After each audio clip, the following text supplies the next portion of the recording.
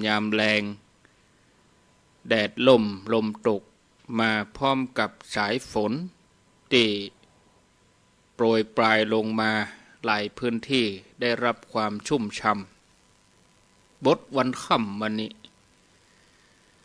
ปะกันวันนี้เป็นวันจันทร์ที่12เดือนกรกฎาคม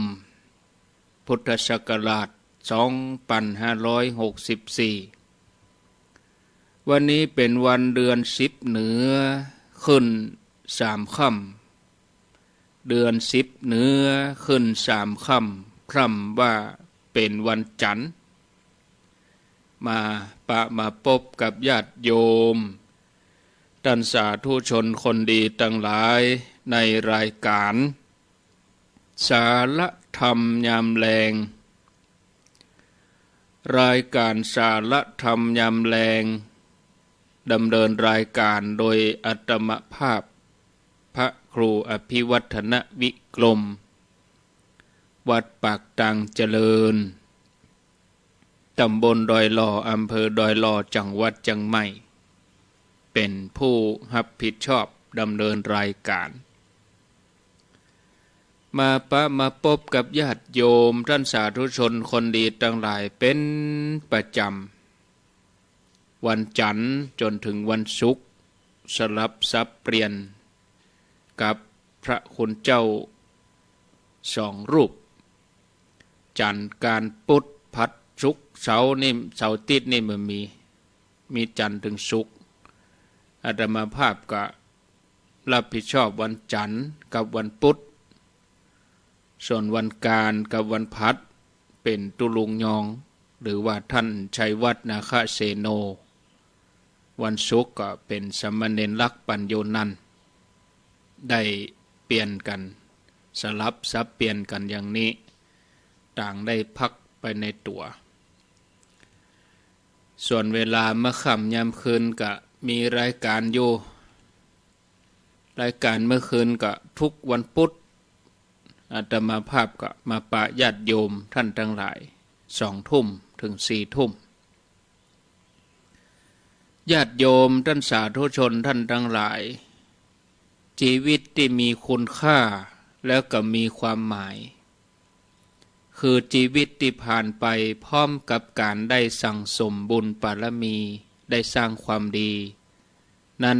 คือชีวิตที่มีคุณค่าและมีความหมาย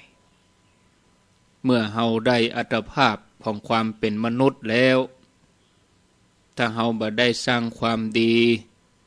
บ่ได้สั่งสมบุญบารมีชีวิตที่เฮาได้นั่นก็เหมือนว่าบ่มีคุณค่าบ่มีความหมายใดๆโพธิสัตว์เจ้าทั้งหลายกว่าที่เปิ้นจะได้บรรลุถึงจุดสูงสุดของชีวิตเปิ้นก็สั่งสมบุญมาเรื่อยๆบ่ได้หยุดได้ยั้งบ่ได้พักผ่อนทำตลอดทุกภพทุกชาติบ่ว่าจะเป็นเรื่องของการทำทานรักษาศีลแล้วก็เจริญภาวนาเมื่อเปิ้นได้เข้าถึงความเต็มของชีวิตแล้วอาศัยบุพเพนิวาสาสนุสติญาณเปิ้นก็พอย้อนไปถึงอันเก่าอันหลังที่เปิ้นได้สร้างบารมีที่ผ่านมาเปิ้นก็หันประวัติศาสตร์ชีวิตที่งดงามก็นำความปลื้มปิติมาสู่ตัวเองเหมือนเฮาทั้งหลายแต่ว่าเฮาไปทำอะไรอย่างมาเฮาไปทำบุญเฮาไปทานที่ไหนเดือนแล้วปีแล้วเมื่อเฮาเอามาทบทวนเฮาก็เกิดความปลื้มปิติเกิดความภาคภูมิใจในตัวเองชีวิตของหมู่เฮาเจ้าข้าทั้งหลายก็เหมือนเดียวกันญาติโยมเฮาก็จะต้องดำเนินตามแบบอย่างที่องค์พระสัมมาสัมพุทธเจ้าตลอดจนถึงสาวกพุทธสาวกอริยะเจ้าทั้งหลายเปิ้นได้วางไว้ชีวิตของเฮาถึงจะเป็นชีวิตที่สมบูรณ์ เป็นชีวิตที่ประเสริฐเกิดมาเพื่อสั่งสมความดีไว้แก่โลกท่านผู้ฟังญาติโยมป้าอุ้ยแม่อุ้ยนักศีลนักบุญป้าออกแม่ออกผู้สนใจใฝ่ในธรรมทั้งหลายธรรมดาชีวิตของฆราวาสญาติโยมนั้นถ้าขาดความภาคเพียรถ้าบ่มีความมั่นบ่มีความขยันในการทำธุรกิจการงานต่างๆการครองชีวิตครองเรือนก็เป็นไปได้ยากชีวิตการครองเรือนเป็นชีวิตที่จะต้องต่อสู้ดิ้นรนเพื่อให้ได้มาซึ่งทรัพย์สินเงินทองบางครั้งก็อาศัยการโกหกพกลมบางครั้งก็จะต้องพูดเท็จอู้เท็จจุกันเพื่อประโยชน์บางอย่างโอ้บ่ได้กำไรสักน้อยนะขายเต้าตื้นนะนี่ก็ต้องอาศัยอันเนี้ยญาติโยมทั้งหลายถ้าบ่อู้เท็จก็บ่ได้กำไรบางทีก็บ่มีเหลี่ยมสักน้อยก็จะเสียหูคนแต่ว่าชีวิตของฆราวาสเจ้าบ้านนี่เป็นการชิงดีชิงเด่นกันเป็นการใจเอาเจิงเอาเหลี่ยมใส่กันนะบางทีก็ต้องแข่งแย่งชิงดีชิงเด่นเบียดเบียนกันรังแกกันเนาะบางครั้งถึงกับต้องทำร้ายกันก็มีบางครั้งที่เฮา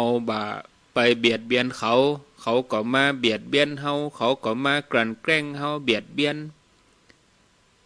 การที่จะบ่ให้เบียดเบียนกระทบกระทั่งกันนี่มันเป็นเรื่องยากสำหรับชีวิตของ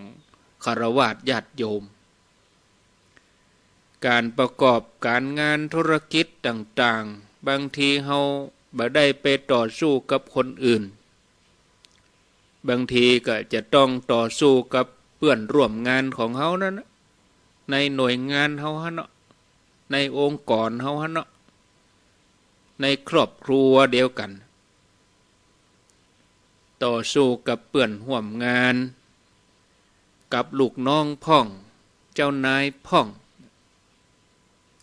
เมื่อทำบ่ดีทำบ่ถูกต้องก็จะต้องมีการตักเตือนกันมีการลงโทษกันบางทีก็ทำให้เกิดความบ่พอใจถึงแม้เราจะทำไปด้วยความปรารถนาดีที่เราบอกเราเตือนก็เพื่อบ่ให้งานนั้นเสียถึงอย่างนั้นก็บ่อาจจะทำให้เขาเข้าใจในเจตนาของเราได้ก็ย่าให้เกิดความบ่พอใจขึ้นมาเมื่อบ่พอใจขึ้นมาบางครั้งบางทีก็เกิดอาการน้อยอกน้อยใจบางครั้งถึงขั้นที่พยาบาทอาฆาตจองเวรก็มีฉะนั้นญาติโยมชีวิตของการครองเรือนก็จะต้องครองงานแล้วก็ครองใจคนไปตัวนั่งอยู่ในใจนั่งอยู่ในหัวใจบ่ได้นั่งอยู่ที่หัวของไผอีเนาะศรัทธาญาติโยมท่านทั้งหลายพุทธองค์ก็ทรงตรัสว่าชีวิตการครองเรือนที่จะให้สมบูรณ์นั้นยากให้เป็นทุกข์ยากที่จะหาความยินดีได้เพราะหันว่าการครองเรือนนี่มีความทุกข์ยากลำบากเต็มไปด้วยสิ่งที่จะต้องมาเกี่ยวข้องเปิ่นห้องว่าเครื่องพันธนาการเครื่องผูกรัดเนาะบัณฑิตนักปราชญ์ผู้ฮู้เปิ่นก็เลยเสาะหาวิธีที่จะพ้นจากเครื่องพันธนาการทั้งหลายเมื่อพิจารณาแล้วเปิ่นก็พบทางอันประเสริฐนั่นคือทางเข้าหาธรรมะ เสาะหาแสงสว่างที่จะขจัดกิเลสอาสวะให้มันลุดหล่อนออกไปทำงานที่เป็นกิจที่ควรทำก็เฮือกู้กันศรัทธาญาติโยมท่านสาธุชนอย่างเรื่องของสหายของพระอานนท์สหายของพระอานนท์นี่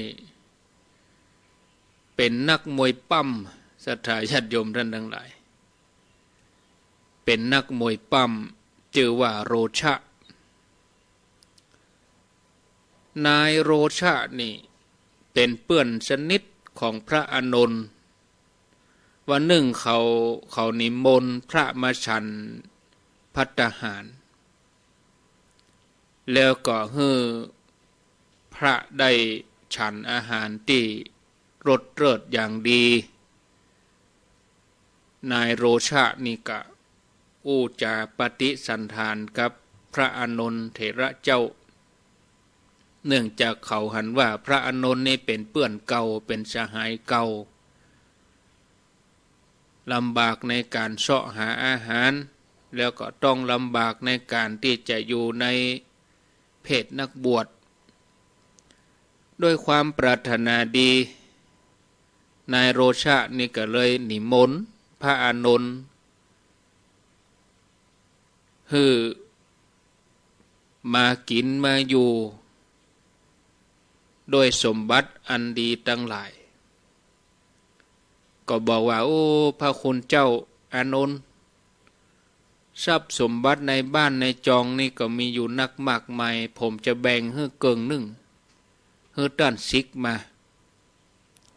แล้วก็มาใช้ชีวิตอย่างนี้ใช้ชีวิตอย่างผมนี่อยู่ครองเรือนนี่อยู่ด้วยกันอย่างนี้จะกินจะใช้จ่ายอย่างได้ดูต่างถึงบักกันเนอะอานนท์พระอานนท์เมื่อได้ฟังอย่างนั้นก็ฮู้ว่าเปื่อนเฮาเข้าใจผิดมีความหันผิดเข้าใจว่าชีวิตการครองเรือนนี่เป็นสิ่งที่ประเสริฐพระอานนท์ก็เลยแสดงโทษของการครองเรือนว่ามีความทุกข์มีความลำบากอย่างใดจากนั้นพระอานนท์ก็ลุกจากอาสนะที่นั่งปีกไปที่พระวิหารเมื่อไปถึงที่วัดพระเจตวันพระพุทธเจ้าก็ตรัสถามพระอานนท์ว่าอานนท์เธอไปที่ไหนมาพระอานนท์ก็ทูลตอบว่าไปบ้านเจ้าหมู่บ้านของสหายเก่าชื่อว่าโรชะอานนท์เธอได้พบกับโรชะก่อพระอานนท์ก็กราบทูลว่าพบแล้วพระเจ้าข้าเธออู้อันยังกับเขาพระอานนท์กราบทูลพระพุทธเจ้าว่าพ่อออกที่ชื่อว่าโรชะอันเป็นสหายเก่าของหม่อมฉันเขาได้เชื้อเจิญให้ข้าพระองค์อยู่ครองเรือนข้าพระองค์ก็เลยแสดงโทษของการครองเรือนพระพุทธเจ้าพระองค์ก็ตรัสว่าโอ้ดูก่อนอานนท์เพื่อนของเธอเป็นนักมวยปั้มนี่บ่ได้จวนนักบวชให้ครองเรือนในบัดเดี๋ยวนี้ต่ออันน่ะในอดีตการก่อนก็จักจวนอย่างนี้เหมือนกันพระอานนท์เถระก็อาราธนาพระศาสดาให้นำเรื่องอดีตมาเล่าพระพุทธเจ้าก็นำเรื่องอดีตมาตรัสเล่าให้ฟังดังต่อไปนี้ว่า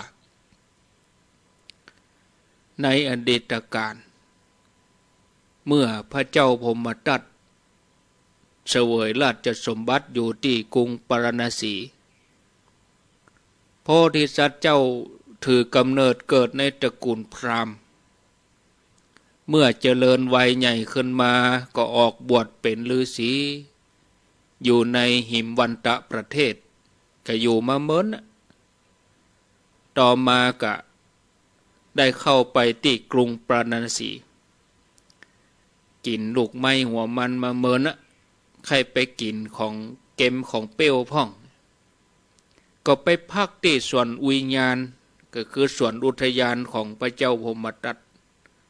ตกมาเจ้าก็เข้าไปในเมือง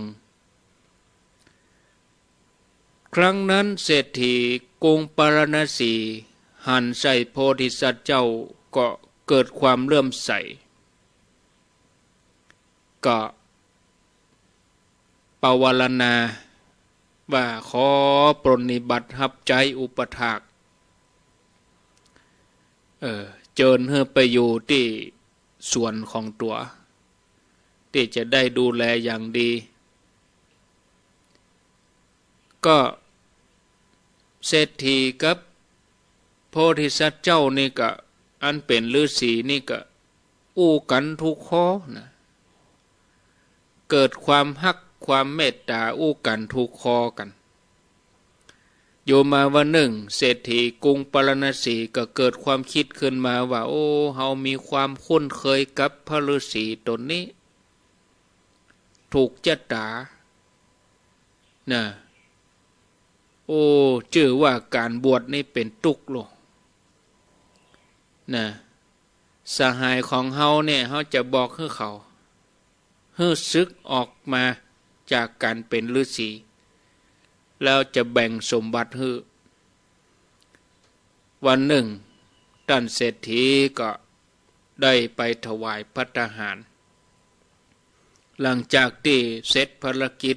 ก็ทำการปฏิสันทานบอกว่าพระคุณเจ้าเชื่อว่าการบวชนี่มันเป็นทุกข์นะออกมาเหียชีวิตคฤหัสถ์นี่เป็นสุขมาเตอะข้าจะแบ่งสมบัติให้เกิงหนึ่งบ่ต้องไปเสาะทำงานอะไรอย่างนั้นอยู่อย่างมีความสุขเต้าตายตลอดชาติลำดับนั้นโพธิสัตว์เจ้าฟังเศรษฐีอู้แล้วก็บอกว่าดูก่อนท่านเศรษฐีท่านเป็นผู้ที่ติดอยู่ในกามได้อู้กุลของคฤหัสถ์แล้วก็บอกว่าการบวชนั้นมีโทษเป็นทุกข์เพราะว่าความบ่ฮู้ของท่านเฮาจะอู้ถึงโทษของคฤหัสถ์นะท่านจงฟังเฮาเนอะบุคคลผู้เป็นคฤหัสถ์ถ้าบ่มีความอดทนบ่มีมานะทำงานทำการก็ดีถ้าบ่กล่าวมุสาบ่จุบ่หลอกกันถ้าบ่ใจอำนาจในการลงโทษผู้อื่นการครองเรือนนั่นก็อยู่บ่ได้เพราะมันต้องแข่งแย่งชิงดีชิงเด่นกันเอารัดเอาเปรียบกันอิจฉาริษยากันเมื่อเป็นอย่างนี้ไผเล่าจะครอบครองในการครองเรือนเศรษฐีคิดว่าโอ้การครองเรือนนี่มีทรัพย์สมบัตินี่มันเป็นสุขนะแต่ที่จริงแล้วมันก็มีความทุกข์ปลอมปนอยู่ทุกข์ตั้งแต่เริ่มที่จะต้องเสาะแสวงหาใบเจ้าใบแจ้งก็ไปละช่วยหน้าก็ไปละบางทีเป็นที่หูขี้ตาไปเงาลับก็มีอย่างเงาหันข่าวหลับในขับรถหลับในเพราะว่าทำงานนั่นบ่ได้อยู่ได้ยั้งกว่าจะได้มาเนี่ยหลังสู้ฟ้าหน้าสู้ดินต้องต่อสู้เพื่อเสาะหามาเมื่อได้มาแล้วเมื่อมีแล้วก็เกิดความกังวลที่จะต้องดูแลรักษาต้องเอามาจัดมาแจงต้องระแวงต้องระวังเนี่ยเมื่อได้มาแล้วก็อยากจะมีเพิ่มพูนเพิ่มขึ้นนะแล้วก็ยังมีเรื่องอะไรอย่างอื่นๆแถมโตยมาแล้วก็มีชีวิตที่จะต้องเกี่ยวข้องกับคนอื่นบ่ไปก็บ่ได้มันเป็นสังคมบางทีก็ต้องไปเกิดการกระทบกระทั่งกันเมื่อโพธิสัตว์เจ้าได้อู้โทษของคฤหัสถ์อย่างนี้ องค์พระสัมมาสัมพุทธเจ้าพระองค์นำธรรมเทศนามาตรัสจบแล้วพระองค์ก็ประชุมชาดกว่าเศรษฐีกรุงปาราณสีในครั้งนั้นก็ได้มาเป็นเจ้าหมู่ของอานนท์ชื่อว่าโรชะส่วนฤาษีนั่นคือเราตถาคตนี่เขาจะหันได้ว่าบรรดาทรัพย์สมบัตินั้นกว่าจะหามาได้บางครั้งก็จะต้องประกอบทุจริตเป็นสมบัติที่เจือไปด้วยบาปกรรมก็อย่างที่ว่าต้องโกหกพกลมต้องโฆษณาบางทีก็โม้เข้าใส่พ่องโปเข้าใส่พ่องแม่เข้าใส่พ่องมุสาพ่องนะฉะนั้นเมื่อได้สมบัติมาแล้วก็กลัวว่าสมบัตินั้นจะวิบัติจะเสียหายเนาะจะนักจะน้อยก็ขึ้นอยู่กับสมบัติที่เขามีนักก็กลัวเสียหายนักการทำงานที่บ่มีโทษเนี่ยมันเป็นมงคลแต่ว่าชีวิตคฤหัสถ์เนี่ยมันยากทำงานที่มันบ่มีโทษนี่นะส่วนใหญ่แล้วก็ล้วนแล้วแต่จะมีโทษทั้งนั้นจะนักจะน้อยก็ตามเนาะเมื่อรู้ว่าทรัพย์สมบัติมักจะมีความวิบัติมาตวยบัณฑิตนักปราชญ์ผู้รู้ทั้งหลายเปิ้นก็นำออกโดยการทำบุญทำกุศลเมื่อทำบุญนักใจสะอาดบริสุทธิ์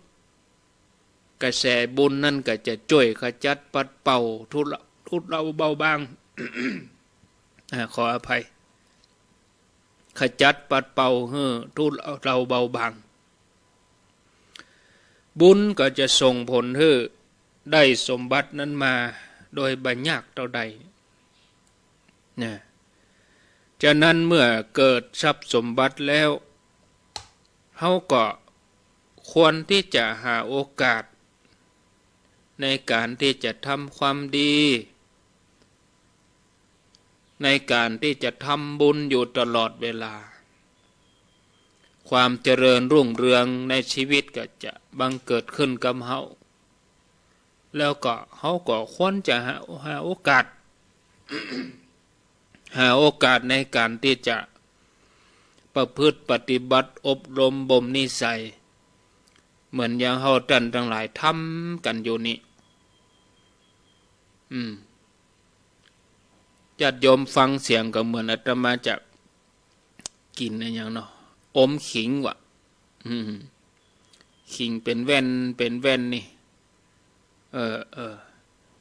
อันออมนี่เป็นขิงออมนี่เป็นบะนาวบะนาวซอยเป็นก้อมมอกนิ้วก้อยนี่ก็เอาน้ำเพิงเขาหยอดเสียน้อยกินสลับกันเอาอมไว้มันได้เกี้ยว เป็นขิงเนาะขิงกับน้ำอุ่นแล้วเขาก็เอาแง่นั้นมันมาอมส่วนบะนาวนี่ก็เอาสูนกับน้ำเพิง อันที่คอมันแห้งก็เอามาอมกินอันเนี้ยญาติโยมท่านทั้งหลายเฮาก็ต้องหาเวลาเหมือนอย่างญาติโยมเขาทำอยู่เนี่ยตั้งเวลาก็3 โมงนี่เนาะเปิดวิทยุฟังละเพราะอันนี้ถือว่าเป็นความสุขของญาติโยมเขาหรอความสุขต้นทุนต่ำใช้ทาน3 ก้อนเสียบไฟไว้เปิดละไว้ฮะ แล้วก็ไปทำการทำงานอย่างอื่นมนุษย์เฮากูคนนี่นะศรัทธาญาติโยมต่างก็แสวงหาความสุขความสงบเนาะบางทีสงบแบบไหน สงบแบบโอ้ตึมบ่ใครยุ่งเกี่ยวกับไผก็มีบุญหนีเข้าแพะเข้าป่ามุ่งแสวงหาความสุข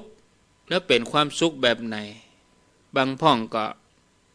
เสาะแสวงหาความสุขจากการดื่มจากการกินจากการแอวหรือว่าความสุขจากการได้รับของที่ถูกใจ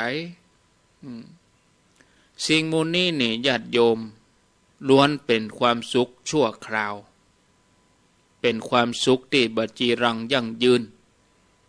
เมื่อได้รับแล้วก็ยังจะต้องแสวงหาต่อไปแถม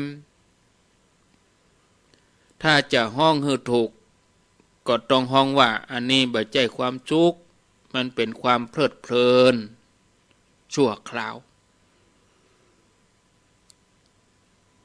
ถ้ายังอันยังคือความสุขที่แท้จริงแล้วมันอยู่ที่ไหนมีลักษณะอย่างใดความสุขที่แท้จริงนี่จะต้องเป็นความสุขที่บ่มีการเปลี่ยนแปลงเป็นความสุขที่เข้าถึงได้สัมผัสได้อันนั้นก็คือความสุขที่เกิดจากการเข้าถึงธรรมะความสุขจากการได้หือทานรักษาศีลแล้วก็เจริญภาวนาความสุขเกิดจากการเข้าถึงพระรัตนตรัยอันนี้เป็นความสุขล้วนๆเป็นความสุขที่บ่มีความโลภความโกรธความหลง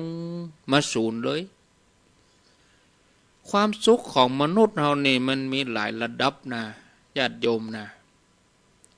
ตั้งแต่ความสุขจากการมีทรัพย์ความสุขจากการได้ใช้จ่ายทรัพย์ความสุขจากการบ่มีหนี้แล้วก็ความสุขจากการประกอบการงานที่บ่มีโทษอันนี้ถือว่าเป็นความสุขแต่อันนี้ยังเป็นเพียงความสุขเล็กน้อยนะเพราะมันยังมีความทุกข์เจือปนอยู่เนาะอย่างความสุขจากการมีทรัพย์มันก็มีความทุกข์เจือปนอยู่มีแล้วก็เป็นทุกข์ในการรักษาความสุขจากการได้ใช้จ่ายไปแล้วก็เสียดายเนี่ยเนาะท่านผู้ฟังญาติโยม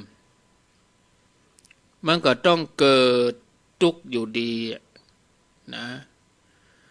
ส่วนความสุขที่แท้ต้องเกิดจากการทำใจให้หยุดนิ่งเป็นความสุขที่ละเอียดเป็นความสุขที่ประณีตบ่มีเครื่องกังวลใจบ่ติดเกี่ยวข้องกับสิ่งภายนอกความสุขลักษณะนี้นี่มันจะโปร่งจะโล่งนะนักปราชญ์บัณฑิตในการก่อนถึงเปิ้นจะสมบูรณ์ด้วยลาภยศสรรเสริญหรือว่าสุขนักสักเท่าใดเปิ้นก็ยอมสละความสุขภายนอกเหล่านั้นเพราะว่าเปิ้นพอหันว่าทรัพย์ภายนอก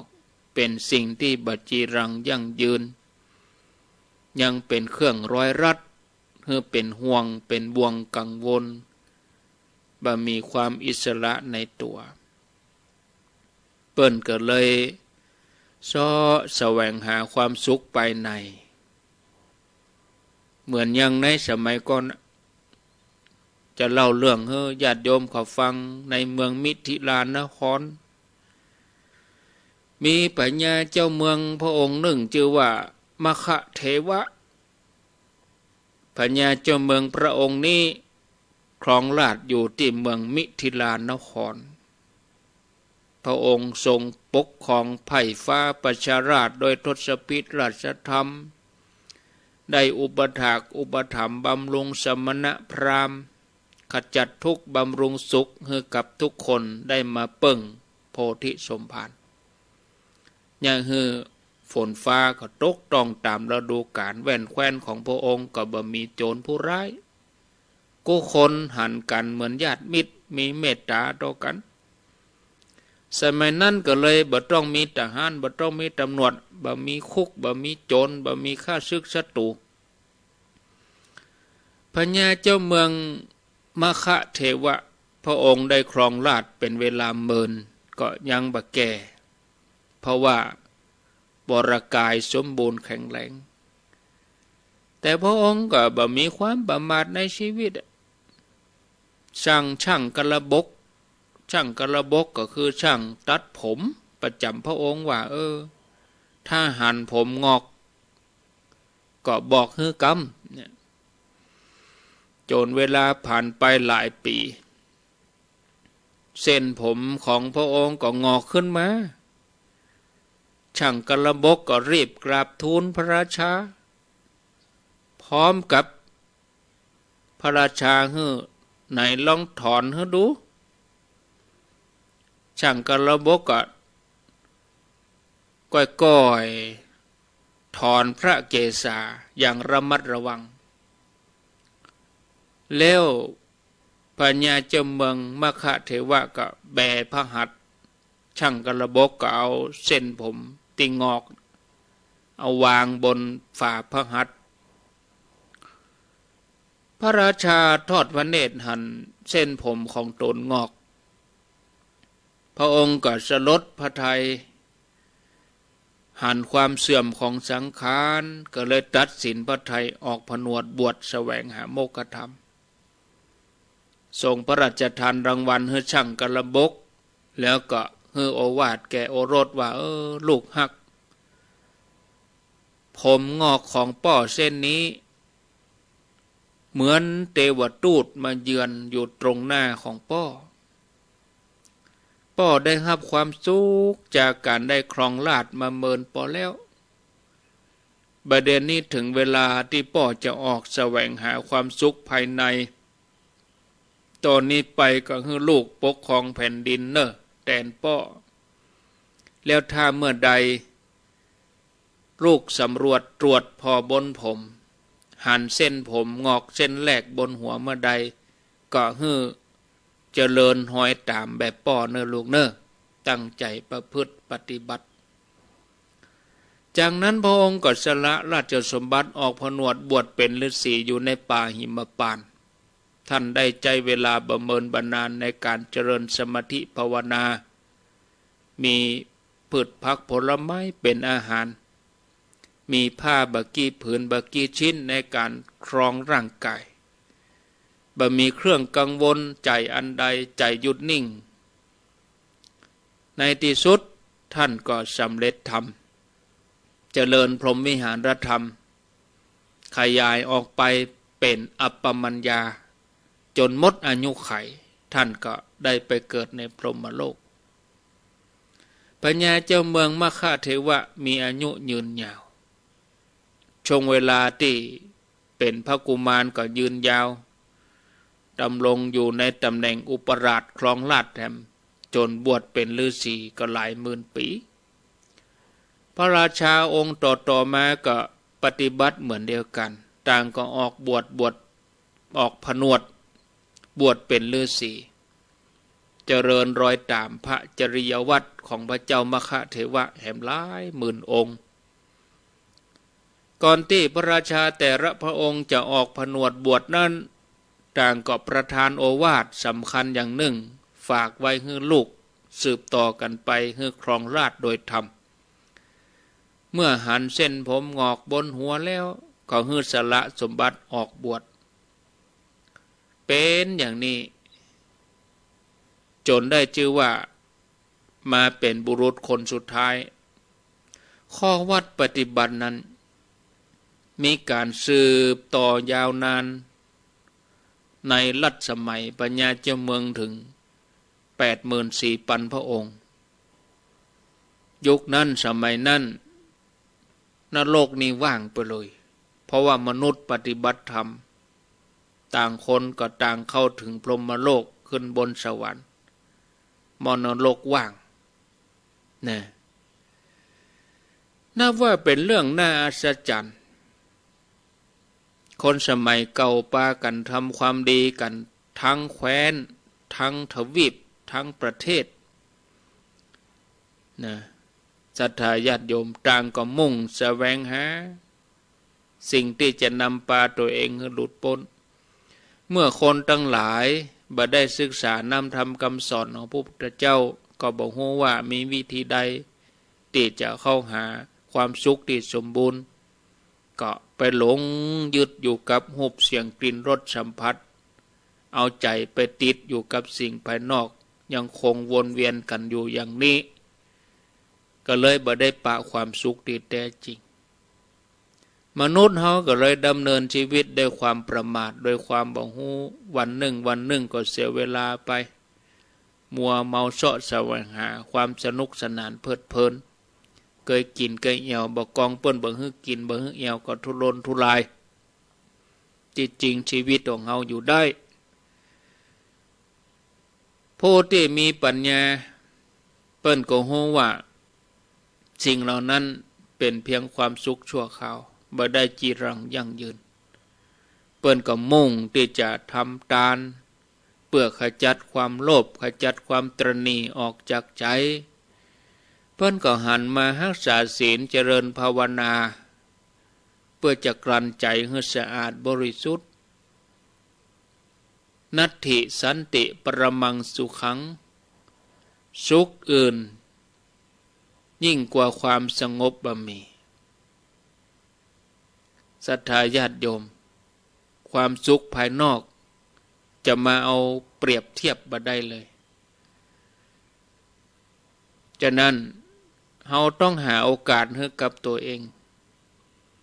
โดยเฉพาะในพรรษานี้ใกล้จะเข้าพรรษาข้างแถมศีลเดียวไปตั้งหน้านี้เนาะศรัทธาญาติโยมท่านทั้งหลายก็ควรที่จะซ้อแสวงหาลักใจตัวเองประเดี๋ยวนี้คนเฮาส่วนใหญ่เฮาก็บ่ฮู้ว่าเกิดมาเนี่ยหยังคือเป้าหมายของชีวิตเมื่อบ่ได้อาบน้ำฟังธรรม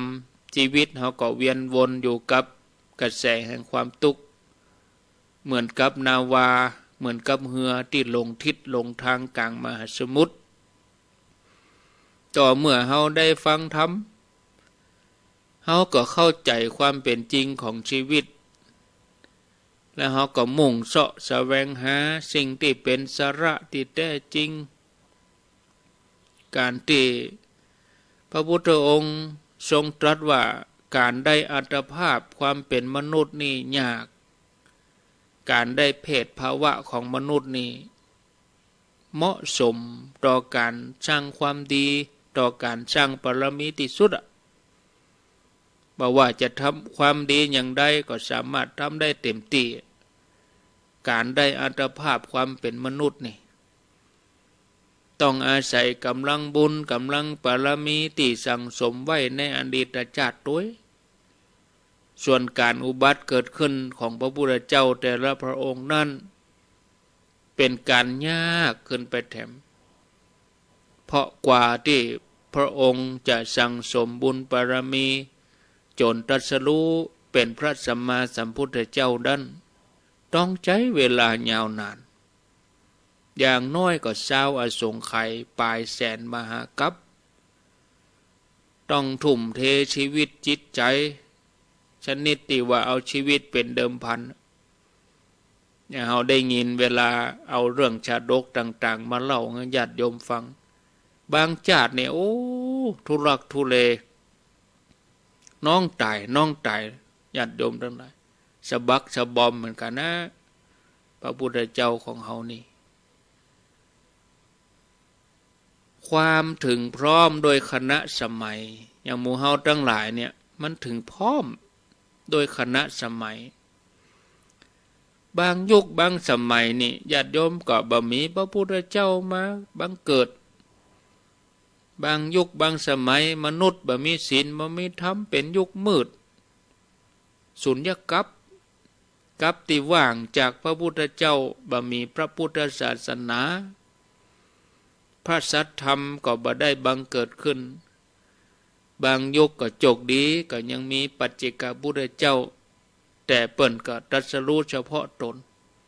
เปิ้นบ่ยินดีในการขวนขวายสั่งสอนผู้อื่นได้ฮู้ตัวไผโชคดีมีโอกาสถวายทานกับท่าน อันเป็นทักษิณยบุคคลก็ถือว่าเป็นบุญแล้วอย่างเฮาทั้งหลายบัดเดี๋ยวนี้เฮาเกิดมาในยุคที่พระพุทธศาสนาเจริญรุ่งเรืองแต่บางทีเฮาก็บ่มีไผแนะนำให้ฮู้คุณค่าเฮาก็บ่ได้ทราบซึ้งในพระรัตนตรัยสักเท่าใดก็เลยเนี่ยพลาดโอกาสที่จะทำความดีพลาดโอกาสที่จะได้อาบน้ำฟังธรรมนะแทนที่จะมีจิตใจที่ดีที่งามกับมีจิตใจที่บ่มีศรัทธาท่านผู้ฟังญาติโยมบางครั้งบางทีเมื่อมีศรัทธาแล้วแต่การที่จะยินดีในพระนิพพานมีใจน้อมประพฤติปฏิบัติก็อาจจะทำยากแต่ถ้าไผเกิดได้ก็ถือว่าเป็นบุญของคนนั้นฉะนั้นญาติโยมนับว่าเป็นความโชคดีของหมู่เฮาเจ้าข้าทั้งหลายที่มีบุญเก่าเฮาสั่งสมมาไว้ดีแล้วอย่าเฮาเป็นคนมีสัมมาทิฏฐิเฮาทั้งหลายเป็นคนที่พอหันความสำคัญหันความยากลำบากสิ่งที่ว่ามาแล้วก็เพราะบุญเก่าที่เฮามีเนี่ยบุญมีนักก็เลยได้สิ่งหมู่นี้มาง่ายบอกว่าจะเป็นอัตภาพของความเป็นมนุษย์มีร่างกายเหมาะสมสำหรับการสร้างความดีบัดต่อแต่นั้นเฮาท่านทั้งหลายก็ยังได้เกิดมาอยู่ในยุคสมัยที่พระพุทธศาสนาเจริญรุ่งเรืองโดยเฉพาะเมืองไทยของเฮานี้เป็นยุคที่แสงแห่งพระธรรมส่องแจ้งมาถึงใจอย่าเฮามีโอกาสได้ฟังธรรมญาติโยมทุกท่านล้วนมีศรัทธาในพระพุทธศาสนาต่างก็ช่วยกันทำนุบำรุงพระสงฆ์องค์เนนช่วยกันปกป้องพระพุทธศาสนายามที่มีภัยก็ยังส่งลูกส่งหลานมาบวชเป็นพระเป็นเนนเพื่อจะสืบทอดอายุพระพุทธศาสนาสิ่งใดที่ทำได้ยากหมู่เฮาทั้งหลายก็ช่วยกันทำให้มันเป็นง่ายโดยเฉพาะความศรัทธาในพระพุทธศาสนาเนี่ยถึงขั้นที่สละลูกหลานให้มาบวชได้นี่นะโอ้สุดยอดถือว่าเป็นสิ่งที่น่าอนุโมทนาวันสองวันนี้ก็จังวัดศรีโสดาโอ้เปิ้นบวชเป็นร้อยอุปสมบทภิกษุสามเณรเจ้าเขาธรรมจริกธรรมห่มดอยนี่วัดศรีโสดาธรรมจริกเผยแผ่ไปเป็นสิ่งที่น่าอนุโมทนาสาธุการเพราะมันเป็นสิ่งที่ทำได้ยากเฮาตั้งหลายเตียวไปฝนตกเฮาก็หล่นเข้าห่มและที่เปิ้นไปเผยแผ่บนดอยนี่มันที่อยู่ก็ยากกินก็ยากเนี่ยเนาะศรัทธาญาติโยมท่านทั้งหลาย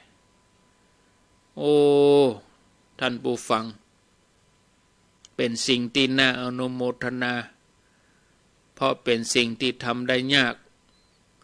เนื่องจากคนส่วนใหญ่บางทีก็มีศรัทธาเพียงการฮือทานรักษาศีลเจริญภาวนาก็ทำกันที่บ้านต้องอันนะแต่การที่จะปฏิบัติในคัมมะเอามาบวชเป็นแต่เป็นว่ามีอาหาร2 มื้อผ้า3 ผืนถึงเวลาเดือนไหนก็ทรงผมมามีแล้วโกนขวางมดเนี่ยใส่ผ้า3 ผืนบางท่านบางคนก็รู้สึกว่าโอ้มันเป็นเรื่องยากลำบากแต่อาตมาว่าชีวิตเจ้าบ้านยากลำบากกว่านั้นอันนี้ก็เสื้ออันนี้ก็เตียวอันนี้ก็ผมอันนี้ก็เกิบอันนี้ก็โอ้สปะเนาะเป็นเรื่องยากเฮาเขานี่อาตมาเขานี่จะไปไหนเอาจีวรมาเขิงกิ๊ก ลุงเล่นปาดไปเลยเจ้าบ้านนี่จะต้องมาละมาแยงหันแยงนี่น่ะแยงในบ้านบ่พอแยงในรถแถมก่อนจะลงรถก็แยงแถมนั่นนิ่มเกี่ยวแล้วบักเกี่ยวแล้วผมบะมียังบะมีบักเกี่ยวแล้วตุ้มผ้าก็ไปเลยเนาะก็เดี๋ยวจะเล่าให้ฟังเนอะญาติโยมในช่วงที่สองเนาะช่วงแรกเอาไว้แต่อีกันเนาะพอเวลาแล้วก็โอ้ไว้เหมือนกันรุ่นนี้50แล้ว3:50แล้วไผเจ้าจัดจาเนาะก็ขอเจริญปอนโทรเข้ามาที่0998366322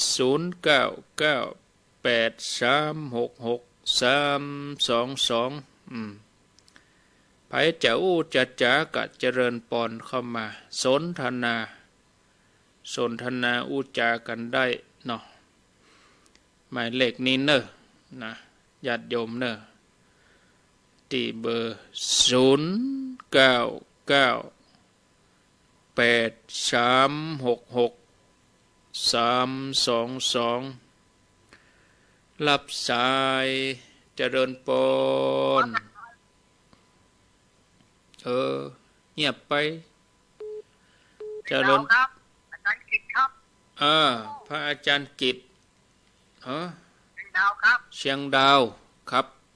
อาจารย์กิตเชียงดาวฟังชัดเจนไหมอาจารย์สัญญาณไม่ดีแล้วคงเป็นเพราะคลื่นของท่านนะขออนุญาตกดก่อนเจริญปนไว้สาเจ้าจากตังใดกินให้กินไม่แต่งเจ้าคนกำลังโต๊ะนักตัวโอ้แต่บ่มีฟ้าห้องเนาะฝนตกบ่ได้เจ้าฟ้าห้องตกดีตกงามนะกะตกดีตกงามอันนี้ก็กะหาย่างนี่เจ้าไหว้ตาเจ้าโมทนาอันนี้ก็กะหาย่างนี่นะที่ปักตังเจริญนี่กะหาย่างนี่2 วันละฝนนะตกย่างอีนะลำไยได้กินน้ำดี0998366322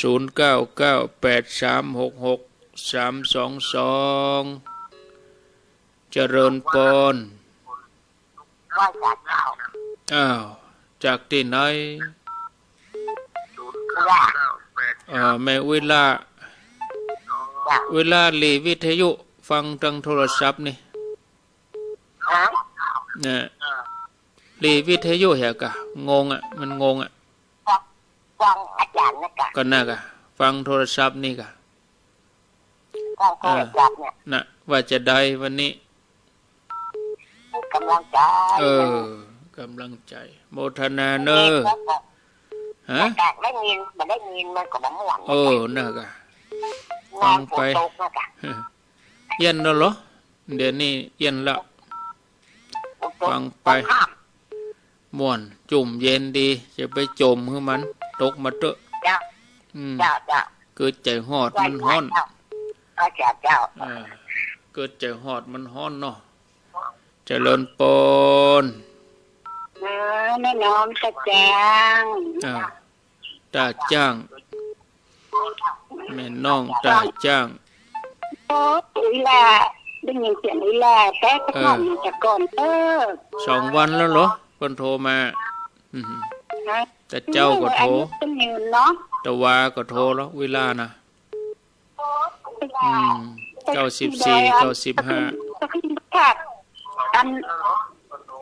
95ลีวิทยุกะจะไปเปิดวิทยุดังเขาเจน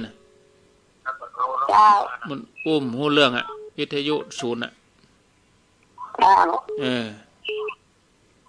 ว่าไปว่าจบอย่า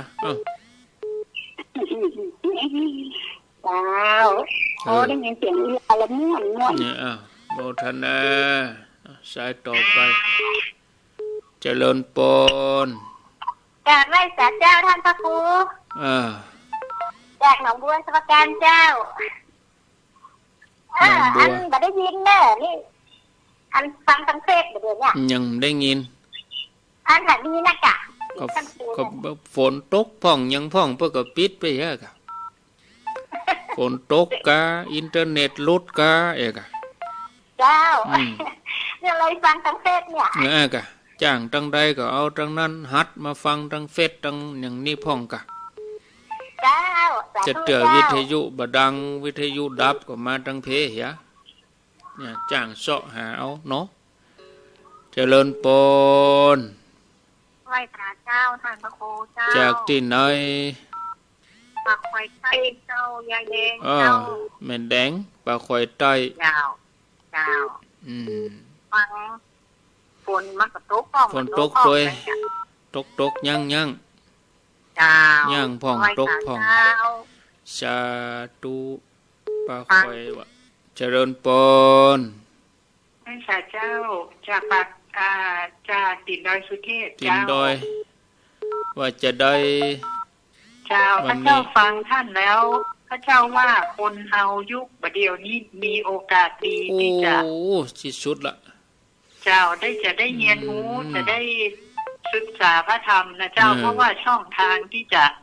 เสาะหาความรู้นี่มีนักขนาดตั้งอินเทอร์เน็ตตั้งเฟซตั้งคู่หนักเนาะเจ้าถึงหนังสือหนังหาแต่ว่าคนเสียดายที่ว่าคนเฮานี่บ่ได้ศึกษาบ่ได้หาช่องทางเมาก็อย่างว่านะเจ้าจะว่าก็บ่ได้เนาะมันต้องทำมาหากินนั่นน่ะเจ้าเจียดเวลาพ่องก็ได้นะเจ้าเจียดเวลาพ่องก็ได้เวลาเฮ็ดตัวเจ้าอยากจะเป็นกำลังใจให้หมู่สวที่อยู่บ้านทั้งหลายเจ้าแต่เปิ้นมีโอกาสได้ฟังนี่ก็ตึงจัดดีมีโอกาสดีนะเจ้าบางคนเจ้าถ้าได้อ่านหนังสือเห็นซ้ำท้ายซ้ำจะมีโอกาสดีกว่านี้นะเจ้าม่วนใจดีนะเจ้าไหว้สาเจ้าอนุโมทนาเนอเจ้าไหว้สาธุอยู่ในเวียงฟัง104ใกล้สถานีหั่นเนาะเจริญปนจากตังใดไม่ได้โอนเลยเจ้าแม่นางอ้วนร้องกองเข้าร้องกองเข้าฟังชัดดีกะแม่อ้วนเจ้าชัดดีเจ้าสบายดีแล้วเนาะใช่สบายดีก็เจ้าวันนี้ไปหาหมอมาแล้วเจ้ารักษาสุขภาพเนอเอาธรรมะเป็นที่ปึงเอาธรรมะเป็นที่ปึงไปเนาะทำวัดเจ้าเย็นดีนะดีกะทำวัดตัวนะดีแต่โมทนาเนออยู่ดีมีสุขเจริญปนบริษัทท่านพระครูครับป้อนานกะครับป้อนานจันโน่นี่ได้ฟังเหตุชั่วโมงเนาะฟังเหตุชั่วโมงว่านั้นมันจะเป็นที่อยู่ว่านั้นมันทำมาได้ไงเป็นยังฟังชั่วโมงไงก็ดีอ่ะนะแม่เจ้าก็ยังได้ฟังอยู่รู้เนาะสบายดีเนาะปีที่ไม่ได้เข้าเมียใจก็ไม่ได้ไปนอนบ้านไหนกันไม่เป็นยังอยู่บ้านปฏิบัติเอากะเนอะปฏิบัติบาตรก็เอากันนอนแล้วก็ถ้าจริงแบกก็ธรรมทานก็ดีกว่าได้นอนได้กะเอาธรรมทานที่บ้านเลยตอนนั้นจันยินดีเนอะตอนนั้นสาธุเอาตึกปัญหานี่เนาะเอาที่ก่อนนะโยมเนอะเวลาหมดเวลาก็เดี๋ยวไปต่อกันในชั่วโมงที่2ก็ขอบคุณที่ 89.50 บ้านทุ่งเรดิโอนี่ก่อนเนาะที่โทรบัดดันตัดสายไปก็ขออภัย จำเป็นที่จะต้องได้ลาชั่วโมงแรกก็เดี๋ยวไปต่อชั่วโมงหลังฟังและนี้ไปไหนเจนเนอร์ลาเฉพาะ 89.50 ขอบคุณปดมพุทธวงศ์บันทุ่งเรดิโอป้ากันทำไมโอกาสต่อไปอนุโมทนาเจริญปน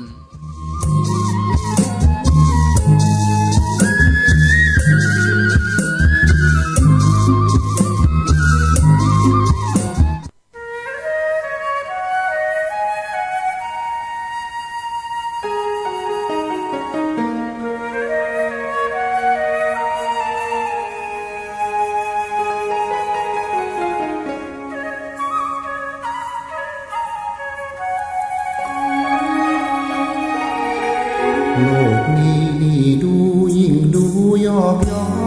นเปรียบเหมือนละครถึงบทเมื่อตอนร้าวใจ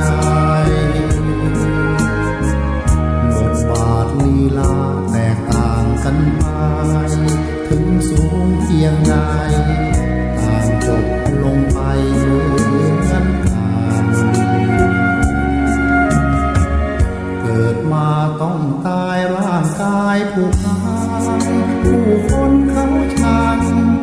คิดยิ่งระวังไว้วันต่างเกิดกันมาร่วมโลกเดียวกันคือผิวช่างกันบ้างเหยียดหยามกันเหลือเกินโลกนี้คือละครบทบาทบางตอนชีวิตยอกย้อนยับเยิน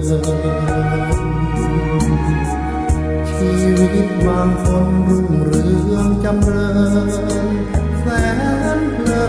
นเหมือนเดินอยู่บนหนทางวิมาน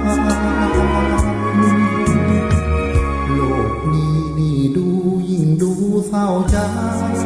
ชั่วชีวิตไว้หมุนเปลี่ยนพันไปเหมือนมาปิดฉากเรื่องร้องสุดตรงประการครั้นแล้วไม่นานเปิดผ่านเป็นความเศร้าใจ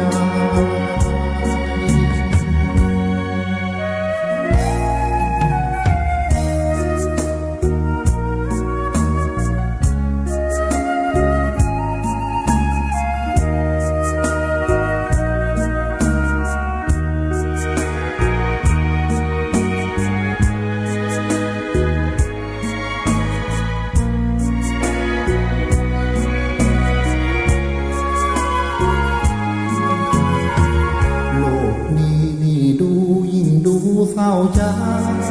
ชั่วชีวิตไว้หมุนเปลี่ยนพันไปเหมือนมาปิดฉากเรื่องร้องสุดตรงประการครั้นแล้วไม่นานเปิดผ่านเป็นความเศร้าใจ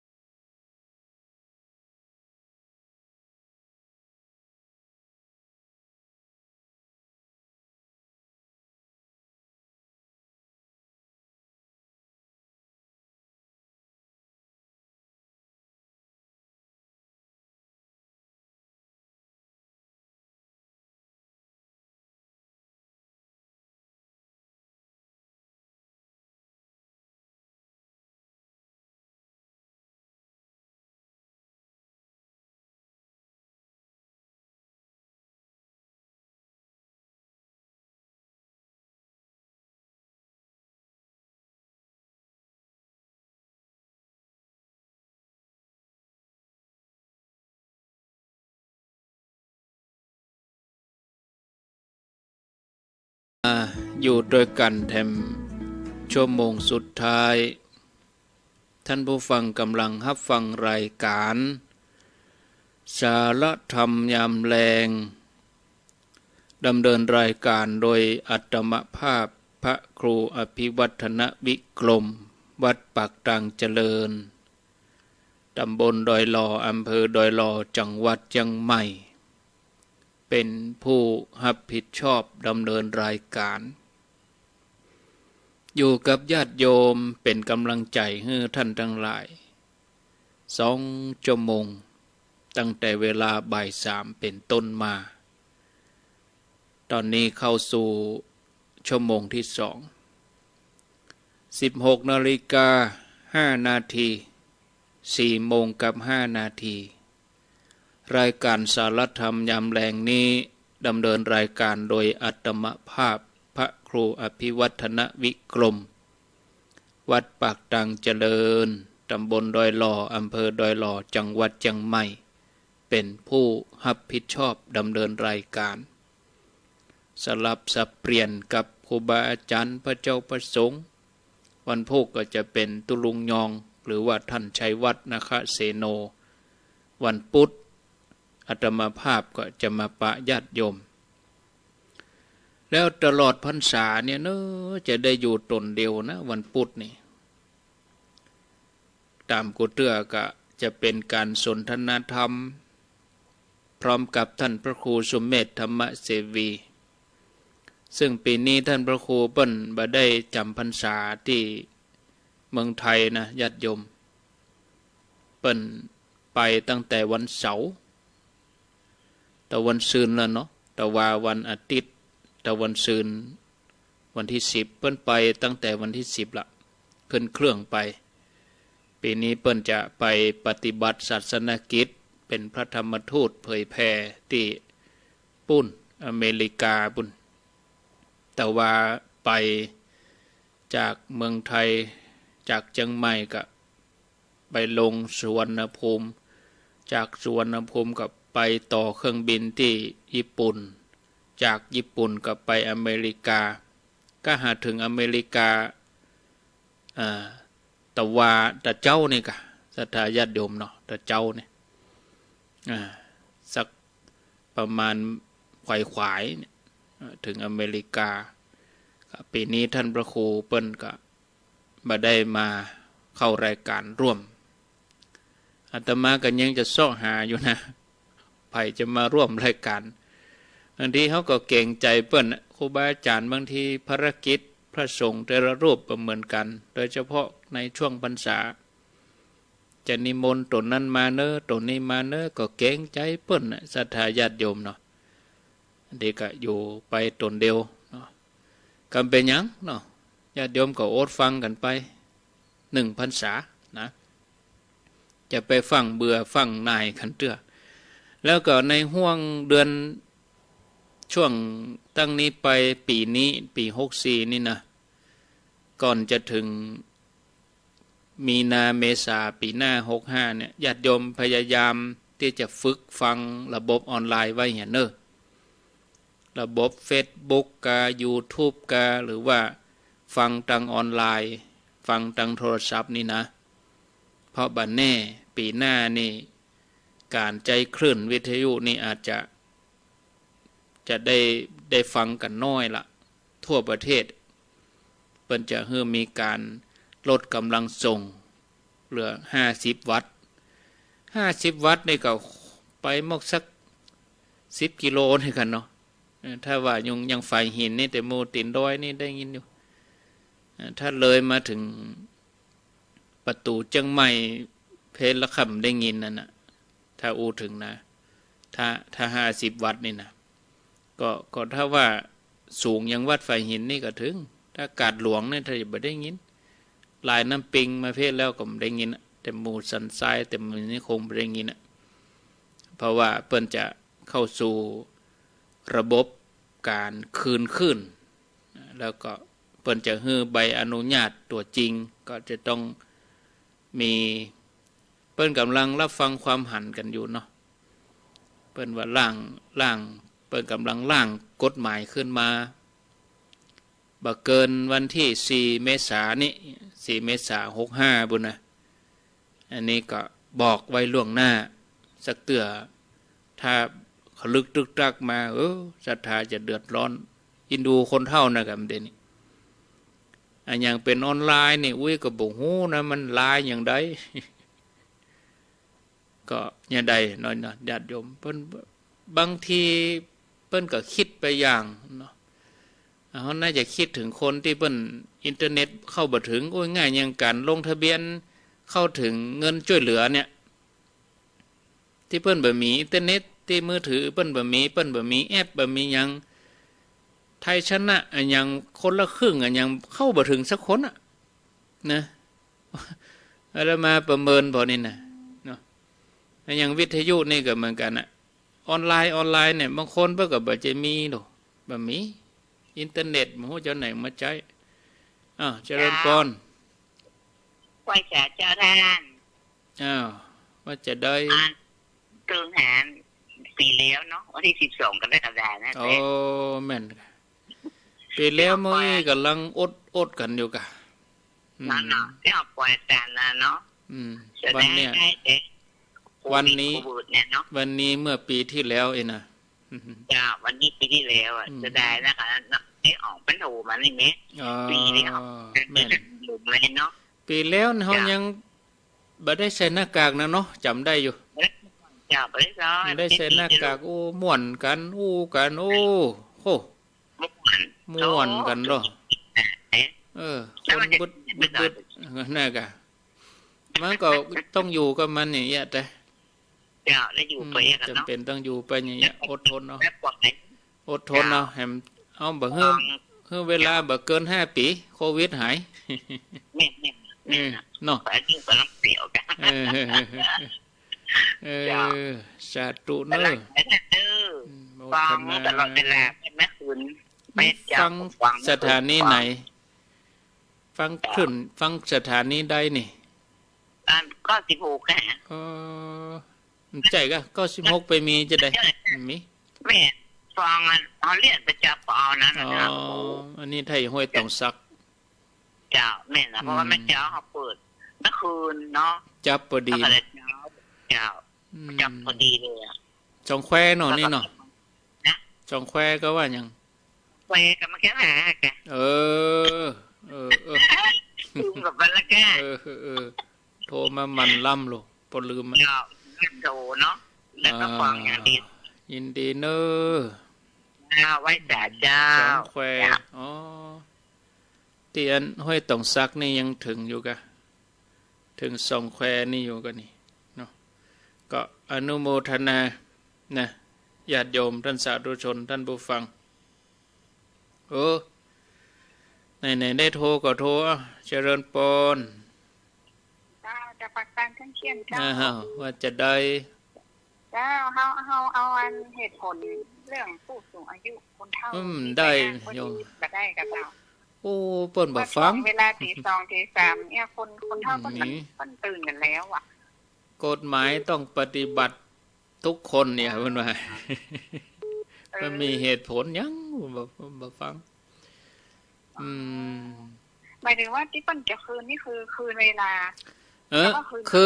นทั่วประเทศทุกคืนเลยบ่ว่าคืนธุรกิจบ่ว่าคืนวัดบ่ว่าคืนชุมชนจัดสรรใหม่ก็เจ้าก็จัดสรรใหม่กะแต่ช่วงเวลาที่คืนนี่เปิ้นลดกำลังส่งเหลือ50วัตต์แล้วก็เข้าสู่กระบวนการใบอนุญาตจริงนี่นะเข้าสู่การประมูลพูดง่ายคือประมูลเปิ้นจะให้มาประมูลแบบทีวีอนาล็อกเมื่อก่อนนะกะเจ้าแบบทีวีใจเสายังขึ้นสีขาวนี่เฮาก็ยังมีเหมือนเดิมแต่เฮาบอกว่าความรายการยังมีเหมือนเก่าแต่ว่าความเข้มข้นจากการฟังคือการรัศมีการออกอากาศอาจจะประไกลแล้วแต่ถ้าเราฟังทางอินเทอร์เน็ตมื้อนี้ได้หมดฟังอินเทอร์เน็ตฟังออนไลน์ได้ปกติแต่ว่าฟังทางวิทยุนี่อาจจะบ่ครอบคลุมทั้งหมดละ จากที่เฮามีแฮงจากที่เฮามีแฮง500เฮาเหลือแฮง50อย่างกะยังลดนะคะรถมันวิ่งได้500แรงม้าเหลือ50แรงม้าอย่างก็ช่วยกันภาวนาให้เพิ่นได้ขึ้นพระพุทธศาสนายังอยู่เนาะให้ขึ้นแนวหน่อยนะเจ้าช่วยกันภาวนาเนาะสวดมนต์เจ้าไว้พระเจ้าเพิ่นให้แสดงความหันไปหรอแสดงความหันไปที่กสทชนะเจ้าส่งความเห็นไปได้เปิดรับความคิดเห็นอยู่อันนั้นเขาก็รวมตัวกันช่วยกันมันมีแบบฟอร์มพูดถึงการเข้าถึงการแสดงความเห็นนี่ก็คงบ่ควบคุมอ่ะคนเฒ่าเพิ่นจะไปฮู้จะได้เนาะแม่นละจะมาพิมพ์ข้อความจะมาเข้าเว็บเข้านั่นโอ้เปิ้นบ่เข้าใจพูดถึงนะถ้าอ่านนี่ก็แสดงว่ายากมันยากถ้าจะอ่านแต่นี่ก็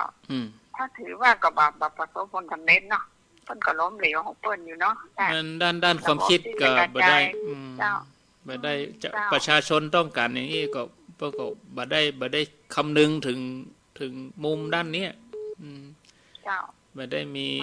มีมิติความคิดด้านนี้เจ้าแม่นนั่นล่ะซึ่งสมัยนี้มันต้องใจธรรมะช่วยแล้วนะเจ้าเนาะโอ้ยิ่งยุคนี้มันก็ไปตัดเนี่ยตัดไปเลยตัดก้อมสินเปียงเจ้าช่วยกันรู้เจ้าแต่ยันนะเจ้าไว้เจ้ายุคนี้มันธรรมะมีความจำเป็นนะคิดคนละมุมมองต่างมุมเพราะว่าก็ถือว่าเป็นกฎหมายแต่ถ้าเฮาได้อู้ไว้ก่อนนี่ก็มันก็บ่ฮู้ที่ญาติโยมทั้งหลายกฎหมายก็คือกฎหมายเอกอันที่เฮาสะท้อนไปเพิ่นก็อยู่แห่งตีหนึ่งเฮาอยู่ตั้งเพเฮาก็มีหลักที่จะปฏิบัติของเฮาคิดถึงกลุ่มคนฟังนี่นะน่าจัดน่าหันใจเจริญปนไว้ค่ะเจ้าจากจังได๋ไม่น้อยนะไม่น้อยหรอกค่ะอันนี่เขาถามว่าถ้าเปิ้นอยู่เตนี่เป็นปีเตนี่ก่อนถ้ามกโทษจักมันหลงมาข่าวไม่ได้ว่ะบ่ถึง50บาทนี่ไปถึงจะได้บ่เหลือ500ยังบ่พดถ้าแม่ขานยังบ่พดขนาด500วัตต์ยังบ่พดแม่ขานนี่แม่แล้วแม่ก็บ่ได้จ้างอันเนี้ยลายๆเลยมันละคนเฒ่านี่มันเป็นหลายแล้วอย่ารู้มันให้เมินอยู่ปีหน้าก่อนหรอปี65พุ่นก่อนเมษา4เมษา4เมษาปีหน้าพุ่นค่ะ4เมษาปี65ที่เพิ่นจะย่างนี่นะที่เพิ่นจะปิดบ่ปิดเพิ่นให้ลดกำลังส่งบ่ได้บ่มีปิดแต่นะเพิ่นจะลดจนวันที่อันเมษาบ่ค่ะเริ่มเมษา65บ่ใจบ่เดียวนี้เด้อเริ่ม4เมษาปี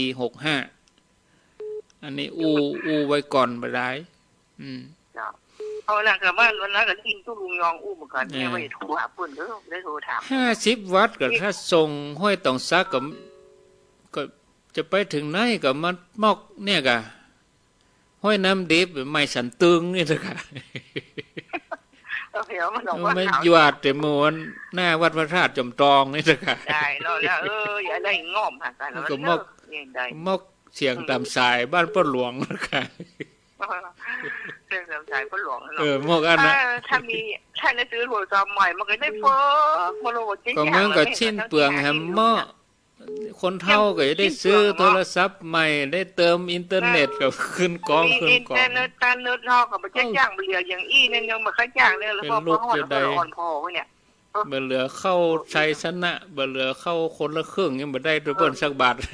เข้าคนละครึ่งคือละอ่อนเล่นว่าโชงอยู่ดีน้ำใหญ่เนาะแล้วเป็นหลายนะใช่อันใช่อาจารย์พอไปก่อนเนาะ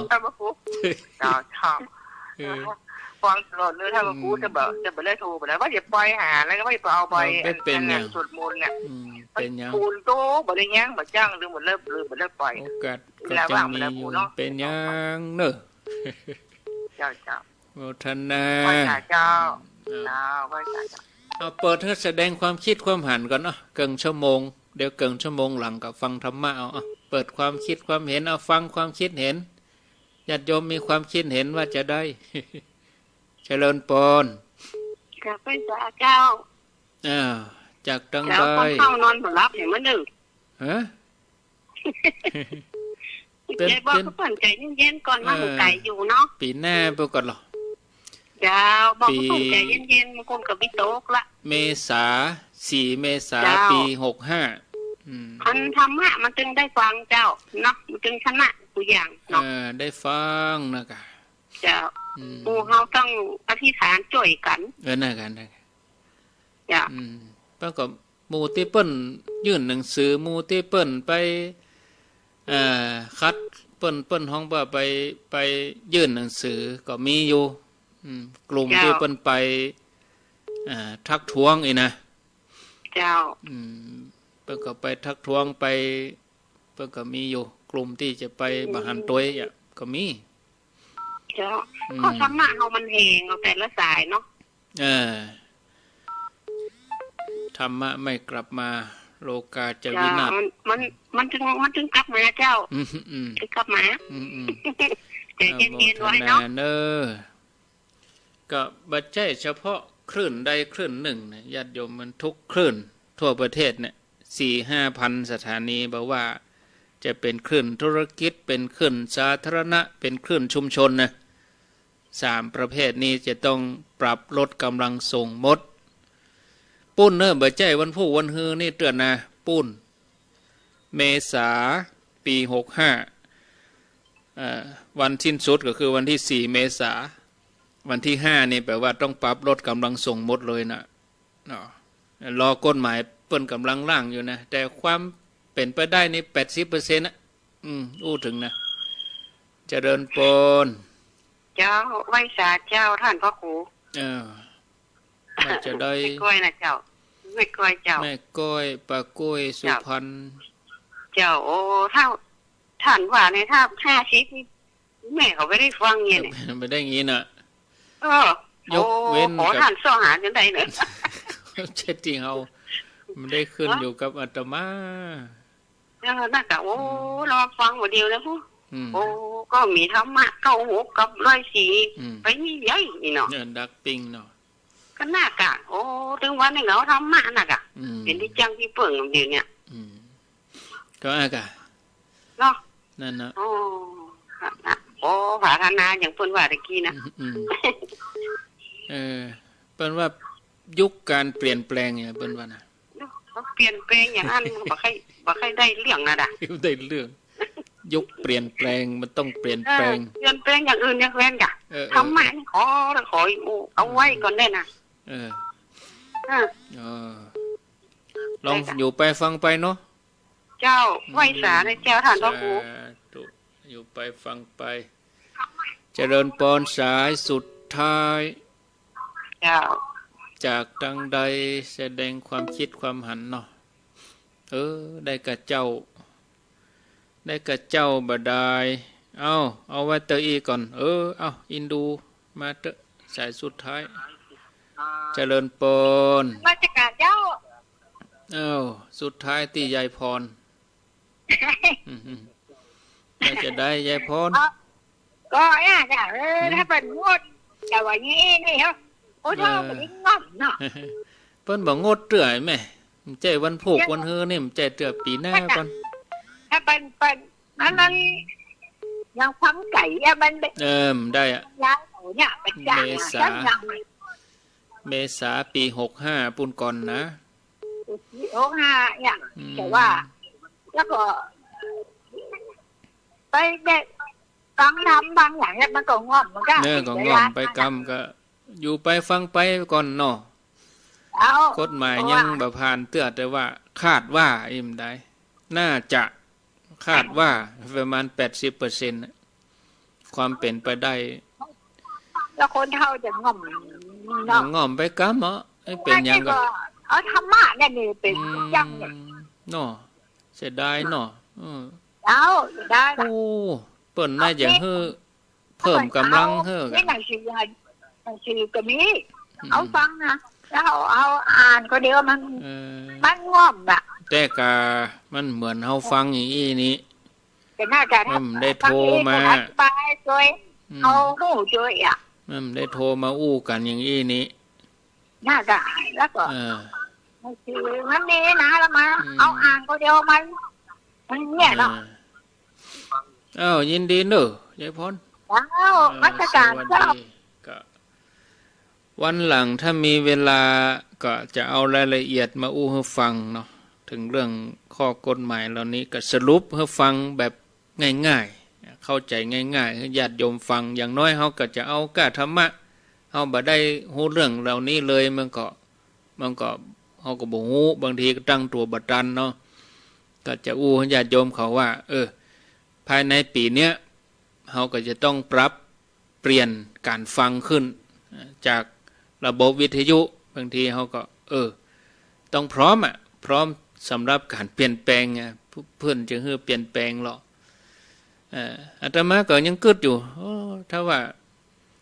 เปิ้นน่าจะเพิ่มกำลังทรงให้กับสถานีที่เป็นธรรมะเนี่ยเนาะ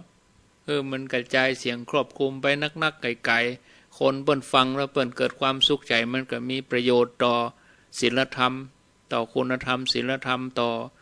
ความประพฤติอันดีงามของคนในสังคมเนี่ยถ้าเอาคำนึงถึงมูลนี้นะแต่ถ้าเป็นกฎหมายมาแล้วเขาก็ต้องน้อมที่จะปฏิบัติกันถ้าว่าเปิ้นออกใบอนุญาตตัวจริงขึ้นมาแล้วกำนั้นเปิ้นก็จะพัฒนาขึ้นไปแต่ช่วง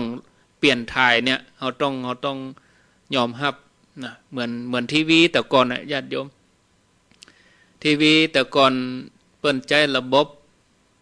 ดั้งเดิมอนาล็อกแต่ก่อนที่เขาจะพอทีวีเขาก็ไปหมุนเสาพอช่อง7ก็ไปหมุนพอช่อง5ก็ไปหมุนใจไม่สร้างนะแล้วก็เอาเสามัดติดเอาปีกทีวีมัดบนบ้านแต่ละบ้านก็ตู้เสาทีวีเป็นมังงั่งมังเงงบัดเดี๋ยวนี้เปิ้นกับทีวีก็ส่งเป็นระบบดิจิตอลเนี่ยใจจานใจหยังใจกลองใจหยังบัดเดี๋ยวนี้เสาทีวีเอาลงหมดแล้วหรอใจหนวดกุ้งก็ฮับได้ละบัดเดี๋ยวเนี่ยต่อไปตั้งหน้านี่วิทยุนี่มันก็จะเป็นระบบดิจิตอลในรถก็จะเป็นวิทยุก็จะเป็นดิจิตอลนะอนาคตเนี่ยมันถึงยุคถึงสมัยมาแล้วเขาก็ต้องยอมรับการเปลี่ยนแปลงแต่ช่วงเปลี่ยนถ่ายเนี่ยมันก็ทำให้เขาอึดอัดพ่องเพราะว่าเขาติดอย่างเก่ามาเมินนะถึงเวลาเขาต้องได้ฟังอย่างเงี้ยเขาอยู่กับอย่างเก่ามาเมินนะแต่ถ้าเมินต่อไปด้านหน้าถ้าเปิดพัฒนาเป็นวิทยุดิจิตอลก็วิทยุก็อาจจะหมกรีโมทเนี่ยนะเป็นดิจิตอลทานก็บ่เปลืองละเนี่ยใจทานที่มันอดเมินเนี่ยแล้วก็บ่ต้องไปหาคลื่นในอย่างนักมันโซ่ซ่าละเนาะพกพาไปไหนก็ง่ายบ่ต้องไปดึงเสาบ่ต้องทานนินนี่จะบ่ได้ขายแล้วเมินเนี่ยก็เหมือนกับกล้องบ่เดียวเนี่ยมันเป็นกล้องดิจิตอลบริษัทที่ร้านที่ฮับอัดหูปก็ดีร้านไทยเอกสารก็ดีก็บ่ได้นี่ไปมียุบกันหมดแล้วเพราะว่ามันการกับดิจิตอลเมินไปเฮาเพื่อก็จะเปลี่ยนแปลงให้เฮาไปในทางที่ดีขึ้นไปเรื่อยๆแล้วก็วิทยุเพื่อก็จะแปลงแบบวิทยุดิจิตอลออกมาขายก็ราคาก็จะถูกลงเนาะเครื่องฮับวิทยุดิจิตอลนี่นะมันก็จะง่ายวิทยุดิจิตอลเราเปิดปุ๊บก็เขาก็ได้ฟังเขาบ่ต้องไปใจทานใหญ่ๆยังบ่เดียวละมันก็ง่ายใจเสียบชาร์จแบบมือถือเนี่ยนะเครื่องฮับเปิดก็จะออกมาแจกยังเปิ้นแจกกล่องทีวีดิจิตอลเฮาเมื่อก่อนนะกะเดี๋ยวเปิ้นก็อาจจะมีบริษัทเอามาขายแปลงขายเขาก็ต้องว่ามันช่วงเปลี่ยนถ่ายเนี่ยเขาก็ต้องเกียมใจไว้นะศรัทธาญาติโยมเนอะแล้วก็วันหลังวันหน้าอาจจะวันใดเอาช่วงเมื่อวันเนี่ยเนาะอาตมาจะเจิญแขกครับเจิญมาอู้ก็จะมีผู้ฮู้ในส่วนของเกี่ยวกับการจัดระบบตัวนี้มาอู้ให้ศรัทธาเขาฟังเนาะเจิญเปิ้นมาสัมภาษณ์ในรายการสักเกินชั่วโมงอย่างเงี้ยชั่วโมงที่2เนี่ย 4 โมงถึง4 โมงครึ่งอู้ถึงเรื่องโดนนี้เพื่อจะเป็นความรู้คนเฒ่าคนแก่จะได้ตั้งตัวตั้งใจไว้ตันเนาะกับการเปลี่ยนแปลงนะมาอู้ถึงธรรมะเฮาทั้งหลายเวลาแถมเกินชั่วโมงแต่กี้อู้ถึงเรื่องความยากในการที่จะได้รับฟังธรรมะยากที่จะมีกัลยาณมิตรที่ดียากที่เขาได้มีอัตภาพของความเป็นมนุษย์ค้างไว้ว่าสิ่งใดที่ทำได้ยากลำบากสิ่งนั้นก็จะเป็นบุญเป็นบารมีที่ยิ่งใหญ่เหมือนอย่างพระเจ้าอโศกมหาราชพระเจ้าอโศกมหาราชนี่เปิ้นไปหั่นใส่สมณเณรนิโครธสมณเณรนิโครธนี่เป็นสมณเณรที่สำรวมเรียบร้อยขนาดว่ายังบ่ได้ฟังธรรมบ่ได้ฟังเทศน์ฟังอย่างนะกล้าหันสมณเณรเดินไปหันกิริยามารยาทอันสงบสำรวมเลื่อมใสแล้วก็ได้ฟังธรรมจากสมณเณรก็ทำให้พระเจ้าอโศกมหาราชนี่เกิดศรัทธาสร้างวิหาร 84,000 หลังเท่ากับจำนวนพระธรรมคำสอนพระพุทธเจ้า 84,000 พระธรรมขันธ์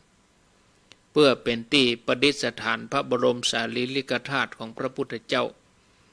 พระเจ้าอโศกมหาราชเปิ้นเอาพระบรมสารีริกธาตุทั้งหมดไปบรรจุในมหาวิหารทุกหลังเลยเมื่อการก่อสร้างเสร็จสัดเรียบร้อยพระโมคคัลลีปุตติสเถระเปิ้นก็ได้อนุโมทนาเปิ้นก็ได้ใจ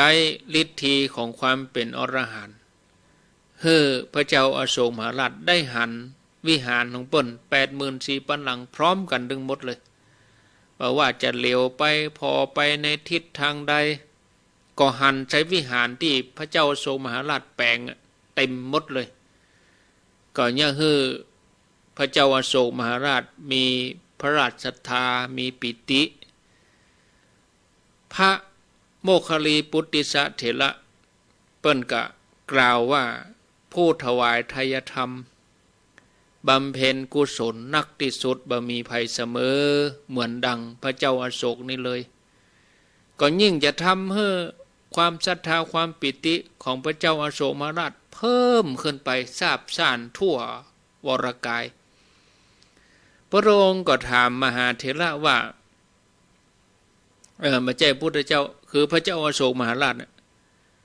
พระเจ้าอโศกมหาราชพระองค์ได้ตรัสถามพระโมคคัลลีปุตติสเถระว่าโยมได้ตานขนาดนี้โยมได้สร้างได้แปลงขนาดนี้แปลงวิหารถึง 84,000 พระธรรมขันธ์บรรจุพระบรมสารีริกธาตุเนี่ยโยมได้ได้สร้างขนาดนี้ตอนนี้โยมได้เป็นชื่อว่าเป็นญาติของพระศาสนาแล้วแม่นก่อพระเถระตอบว่ายังบ่ใจเตื้อยังถือว่าเป็นคนนอกศาสนาอยู่พระเจ้าอโศกก็เกิดความสงสัยก็เลยถามแถมว่าก็โยมบริจาคทรัพย์สร้างวิหารถึง 84,000 หลังรวมเงินถึงหลายถึงหมด96 โกฏก่อนนะสร้างวิหาร 84,000 หลังนี่ยังบ่ถือว่าโยมเป็นญาติพระศาสนาเจ้ากะพระคุณเจ้าอีเนาะพระโมคคัลลีปุตติสเถระเปิ้นก็ตอบว่าขอถวายพระพรมหาบพิตรมหาบพิตรได้ชื่อว่าเป็นทายกเป็นผู้อุปถากถวายจตุปัจจัยทายธรรมเป็นบุญกุศลเฉพาะพระองค์ต่ออันส่วนผู้ที่อนุญาตให้ลูกก็ดีโอรสธิดาได้บวชเนี่ยถึงจะได้ชื่อว่าเป็นญาติของพระศาสนาเนอะพระเจ้าอโศกมหาราชได้ฟังอย่างนั้นก็มีความประสงค์จะให้พระโอรสพระธิดาออกบวชพระโอรสพระธิดา เปิ้นก็มีความศรัทธาอยู่แล้วต่างก็ยกมือสมัครใจอาสาขอบวชเนาะบวชแล้วก็ตั้งใจประพฤติปฏิบัติธรรมจนสำเร็จธรรมไปเกือบกู้พระองค์เลยตั้งแต่นั้นมาพระเจ้าอโศกมหาราชพระองค์ก็ทำนุบำรุงพระพุทธศาสนาจนเจริญรุ่งเรืองแล้วก็ตั้งจัดตั้งทุนนิธิถวายสงฆ์บ่ฮื้อพระสงฆ์ต้องลำบากในการเสาะแสวงปัจจัยสี่นะถือว่ายุคนั้นสมัยนั้นนี่พระพุทธศาสนาเจริญรุ่งเรืองบุคคลใดอยากจะเป็นญาติกับพระพุทธศาสนาก็ให้ลูกให้หลานได้มาบวชเป็นพระสงฆ์องค์เนนถึงแม้เฮาบ่มีลูกบ่มีหลานเฮาก็อาสาเนาะไปรับเป็นเจ้าภาพบวชลูกพระลูกเนนถึงแม้จะบวชเป็นระยะสั้นๆบักกี่วันก็ตามแต่ถ้าเปิ้นตั้งใจบวชอย่างที่เปิ้นบวชวัดศรีโสดาไปแต่ว่าวันศุกร์เนี่ยก็ได้อานิสงส์บุญใหญ่เป็นอานิสงส์ไขอปมานังเวลาเขาได้ยินข่าวเปิ้นบวชอย่างที่ไหนเปิ้นมีบวชตุเป็กพระที่ไหนนะถ้าเขามีศรัทธาเขาก็รับบาตรกาผ้าไตรกาอินอคนที่มาบวชนี่เปิ้นก็บวชด้วยศรัทธาเนาะเปิ้นปฏิบัติอย่างใกล้เข้าพรรษา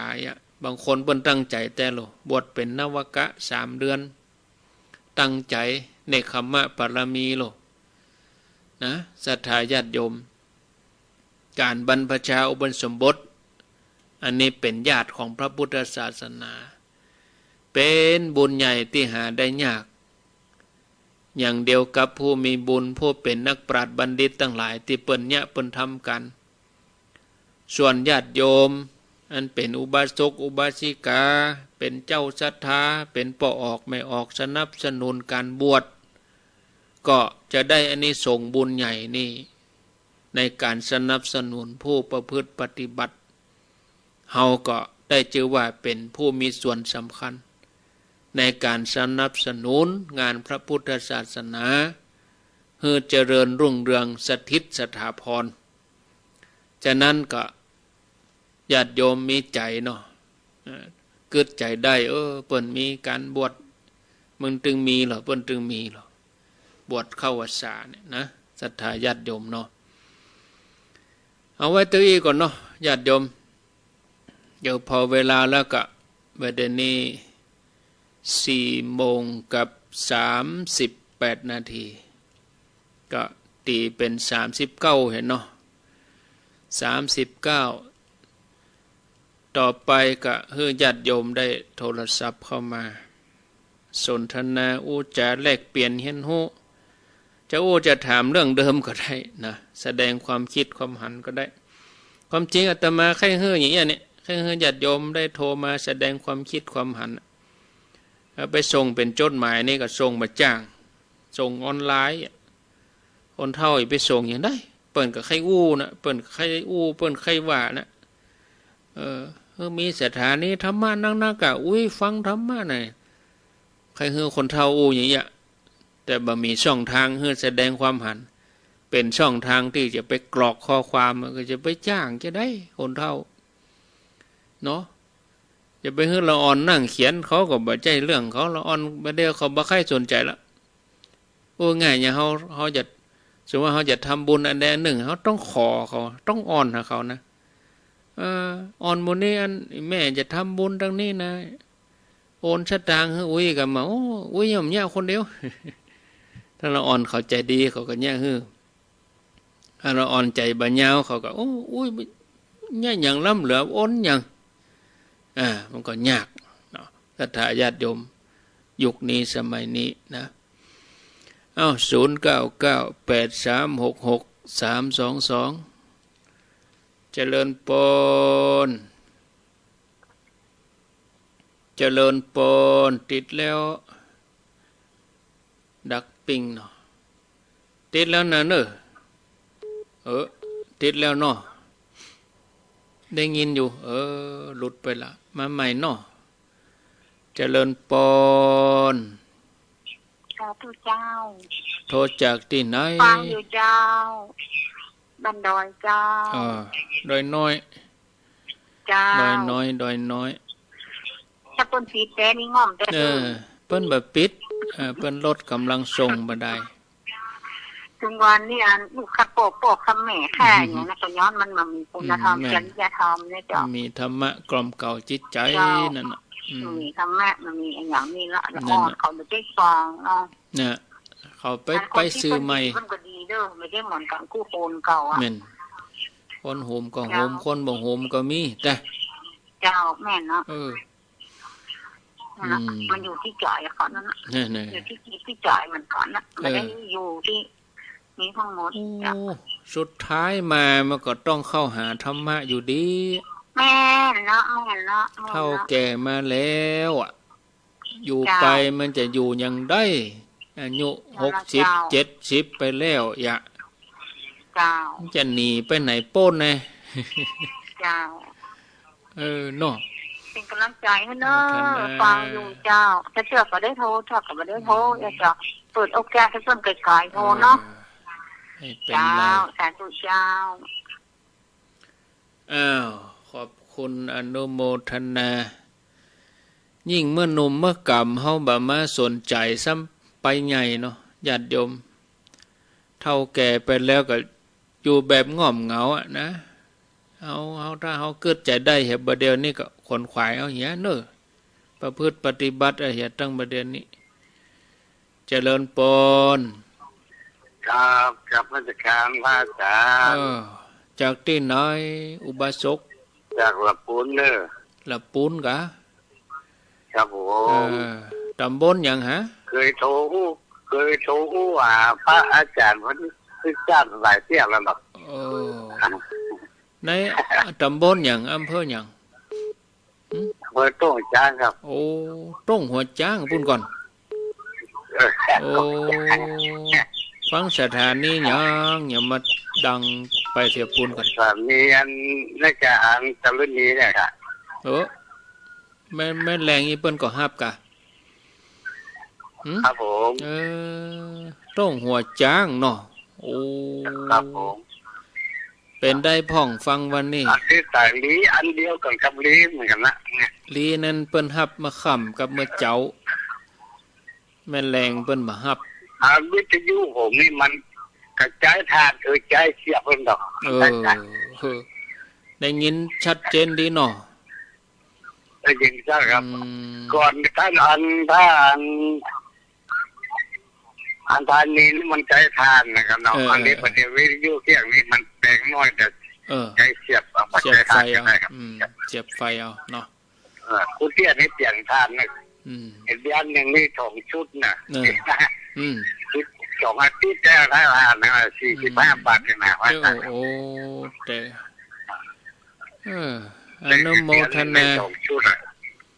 อนุโมทนาเนอะใจเสียบบัดได้เรื่องทานนะครับโอ้ดีแล้วเปลืองทานแล้วกำลังใจพระอาจารย์นะครับขอบคุณพระอาจารย์ครับบัดเดี๋ยวนี้มันคนที่จะฟังมันมีน้อยพระอาจารย์เป็นยังคนบัดเดียวนี่บอกว่าหนออ่อนนะว่าอาจารย์บัดถ้าว่าหนออ่อนนะบัดถ้าเป็นโอ้จะบัดไข้ต้นหนออ่อนนะโอ้แม่นี่แบบไข้ฟังคนรอบเขาอยู่คิดขอยังบ่ค่อยถูกใจพระอาจารย์เอ้ยเป็นยังเฮาฟังเห็นก็อ๋อละก็เข้าธรรมะนี่น้อยคนน่ะพระอาจารย์ที่ผมโหนี่น่ะเพราะผมเป็นเจ้าบ้านผมโหดีน่ะร้อยได้ธรรมะนี่ฟังธรรมะนี่วันนี้น้อยที่สุดอ่ะก็แปลกเหมือนกันนะถึงจะท้ายสุดก็อย่างว่าแต่ว่าน่ะใกล้จะอันนี้ถึงคิดเป็นอันนี้ถึงมีปัญหาก็ทั้งโลกเพราะใครจะกลายมาธรรมะก็นะแต่ก็กลัวก็นะกลัวตายก็นะกลัวก็คนเฒ่าคนแก่ก็ได้มันน้อยคนน่ะที่ผมหูเนี่ยมันจะฟังอ่ะอาจารย์เป็นยังเฮาฟังเหี่ยก็เนาะได้กะว่าเรียกว่าน่ะถ้าอายุ60ถ้าหมดอายุ60ไปนี่ยิ่งไปใหญ่แล้วศาสนาพุทธมันยังได้หมู่แล้วเอาปัจจุบันก่อนเอาปัจจุบันก่อนต้องมาจ้างว่าเราลูกบัดเดียวพระอาจารย์นะ ก็อย่างว่าเราตัวไปกับตัวมันแล้วน้องว่าจะน้องดูแลตัวเองนะครับครับผมยินดีเนอะสาธุก็เมินให้เปิ้นโทรอินดูเปิ้นเหมือนกันเนาะตรงหัวจาง0998366322แถม15 นาทีเจริญปนนมัสการเจ้าพระอาจารย์สันขันยอมเจ้าโอ้วันนี้ฟังนะสบายใจดีเจ้าฟังฝ่ายหินเคลื่อนฝ่ายหินก็เจ้าโอ้สาระดีขนาดท่านฟังไปเลยถ้าหายไปนี่ตายคนเฒ่าอย่าลำบากกันหมดอ่ะคนเฒ่าที่เปิ้นเข้าถึงเทคโนโลยีบ่ได้เนาะเจ้าก็น่าจะมันนักหนาแบบจีน้อยๆนะถึงเรื่องนี้เป็นเรื่องใหญ่หมื่นๆนะอินดูเหมือนกันนะนาทีนี้ถ้ามันมีทำก็อยู่ยากแน่นอนธรรมครูอยู่ยากแน่นอนกาบ่ใจว่าคือไผไม่แต่ตัวเฮาก็เหมือนกันนะเปิ่งธรรมะเนาะเจ้าตัวนี้เป็นกำลังใจตัวเฮาจะนำกรรมฐานอย่างไปได้เห็นน้อยแต่ก็ถ้าคนใหม่นี่ซ้ำให้ทำมีทำนี่ไปยากกลัวจะสั่งสมกลัวจะเพาะบ่มกันมาเนาะโอ้เจ้ากลัวจะล่อหลอมจิตใจกันมาถึงมอกอีนะเต้โอ้โอ้สุดเหลืออมปักใจก่อนน่ะใจสักเล็กสักน้อยนะเนาะเจ้าเหลืออมเงินกองอมทองก่อนเหลือทุกอย่างอ่ะเจ้าว่าเจ้านึกว่าเสียจากเกิดละมาถึงได้ขนาดนี้เจ้าก็ว่าภูมิใจละดีแล้วจ้ะแล้วเสียดายท่านพระอาจารย์ไปเผยแพร่เมืองนอกไงเนาะเปิ้นไปแกโมทนาตัวเปิ้นตัวเนาะเปิ้นก็ทำงานด้านปุ้นเนาะเจ้า1 พรรษาเนี่ยก็ยังดียังเหลือท่านพระครูอยู่นี่กะถ้าพระครูไปอย่างโตก็จบข่าวกะโอ้ยังบุญยังมีอยู่ศรัทธาถ้าพระครูยังอยู่นี่อยู่อ่ะเดี๋ยวถ้าพอมีเวลาก็อาจจะให้เปิ้นออนไลน์มาถ้าเวลาจับกันอ่ะเจ้าโอ้ยังมีท่านพระครูสืบต่ออยู่ยังโอเคอยู่อโมทนาตัวอยู่เจ้ากำลังใจนะเจ้านมัสการเจ้าเจริญปนนมัสการเจ้าพระครูเจ้าโยมพิษสมัยเจ้าพิษสมัยเนิ่นแน่นอนแต่กันตั้งแต่เนิ่นเหมือนข้าเจ้าเนี่ยไม่ใช่ว่าอย่างนี่เสียก็บ่เดียวฮะแต่เนาะแต่เมื่อ30 ปลายแล้วนี่เจ้า30 ปลายอ่ะเพราะว่าเสียยังอยู่เตยตุ้งทองต้องลงไปต้องลงเปิ้นไปปุ่นแล้วแต่หลายคนเนาะละอ่อนประเดี๋ยวให้ใหญ่แล้วเนาะละอ่อนรุ่นนั้นเนาะโอ้ประเดี๋ยวนี่ตุลุงที่เปิ้นอู้อ่ะครอบครัวจำได้หมดเลย30ปุ่นแล้วก็30 ปลายแล้วก็ละอ่อนหมู่นั้นประเดี๋ยวเนาะเรานั่นมันใช่ยา35น่ะเขาจะฟังเสียงเก่าเขาก็ฮะก็จะฟังก็น่าจะไหลมาฟังอยู่นะเสียงเก่าเขาอะเนาะ8 โมงอ่ะเขาทำงานฟังนะน่าจะ3 9ได้อยู่เกิดใจเมื่อก่อนเขาเป็นละอ่อนเขาโทรหาตุลุงเนี่ยเนาะจ้ะคืออย่างข้าเจ้าเนี่ยแม่นได้ยินอยู่อย่างน้อยที่สุดเสียงเข้าไปอยู่ในขั้นเนี่ยนึกย้อนไปกับม่วนนั่นเนาะนึกถึงม่วนแล้วเขาก็มันเจอเขาจะตอบได้เนาะจ้ะเล่นตอนนี้ม่วนนะปีติมันเกิดหรอปีติมันเกิดมันกับยังความเลื่อมใสเกิดขึ้นโอ้ดีแต่เนอะยินดีเนอะโยมพิษสมัยดอนตันแม่ริมก็เหมือนยังฮู้กันไปเรื่อยเนี่ยก็ให้เหมือนถ้าอัดเทปไว้ ก็เอามาฟังก็ได้หรออาตมาก็บันทึกไว้หรอเมื่อสมัยโดยน้อยพุ่นว่างจะถ้าว่าวันใดมาได้เข้ารายการก็จะเอาเทปเก่ามาเปิดเมื่อ20 ปีก่อนเนี่ย10 ปีก่อนเนี่ยนะมีบันทึกไว้เหมือนกันตอนที่จัดเมิ้นละหรอปี4546แล้วนี่เนาะเจริญปนไปสาเจ้าพระอาจารย์เนี่ยรุ่นลูกแม่เขาอนุรักษ์มาบัดนี้คนรุ่นใหม่แต่เนาะก็แม่ยังว่าดีแล้วนะเนี่ยเป็นบุญกุศลกับโมแม่เขานะเนี่ย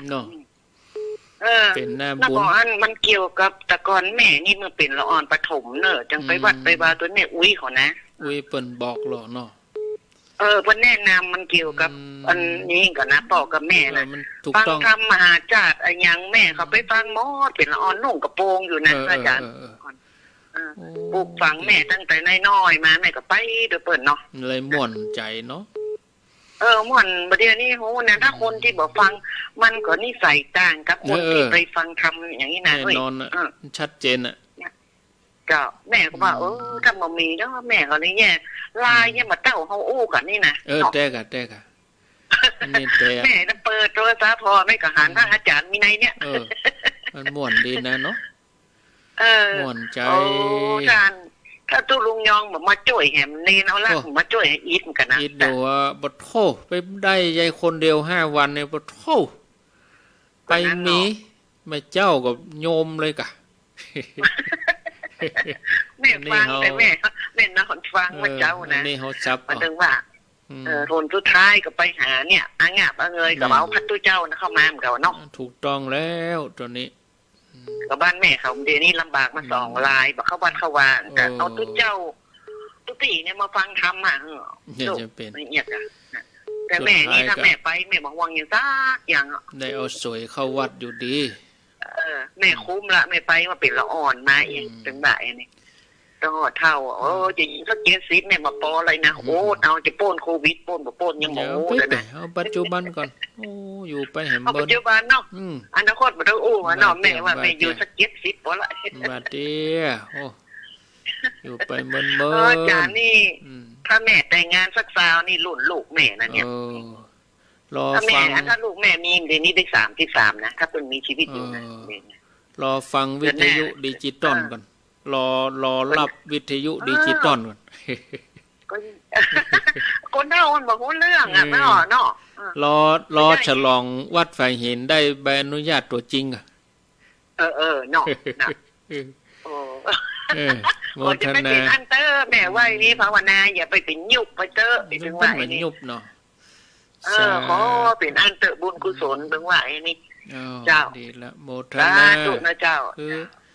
เพิ่นจะเอาเข้าสู่กระบวนการได้รับใบอนุญาตตัวจริงเนี่ยก่อนที่จะเข้าสู่กระบวนการนั้นเพิ่นก็ต้องมาเตรียมพื้นที่ก่อนพื้นที่ต่างอากาศให้มันสะอาดถึงวันนี้ต่างคนต่างทรงอันนั้นก็แห้งอันนี้ก็แห้งเนี่ยคลื่นต่างคนต่างแห้งนะเขาถึงฟังกันบ่ฮู้เรื่องคลื่นมันซับกันไปซับกันมาคลื่นวิทยุมันนักเกินเนี่ยเปิ้นจะมาจัดสรรคลื่นความถี่ให้ง่ายคือมาเกียมพื้นที่ให้มันมดมันโล่งเนี่ยทางอากาศนี่มันโล่งให้ก่อนมาจัดสรรกันแต่ไม่นะเปิ้นก็จะเข้าสู่กระบวนการได้ใบอนุญาตตัวจริงแต่ถึงวันนี้เป็นทดลองประกอบกิจการทดลองก็คือปีต่อปีต่ออนุญาตทดลองปีต่อปีแต่ถ้าผ่านกระบวนการ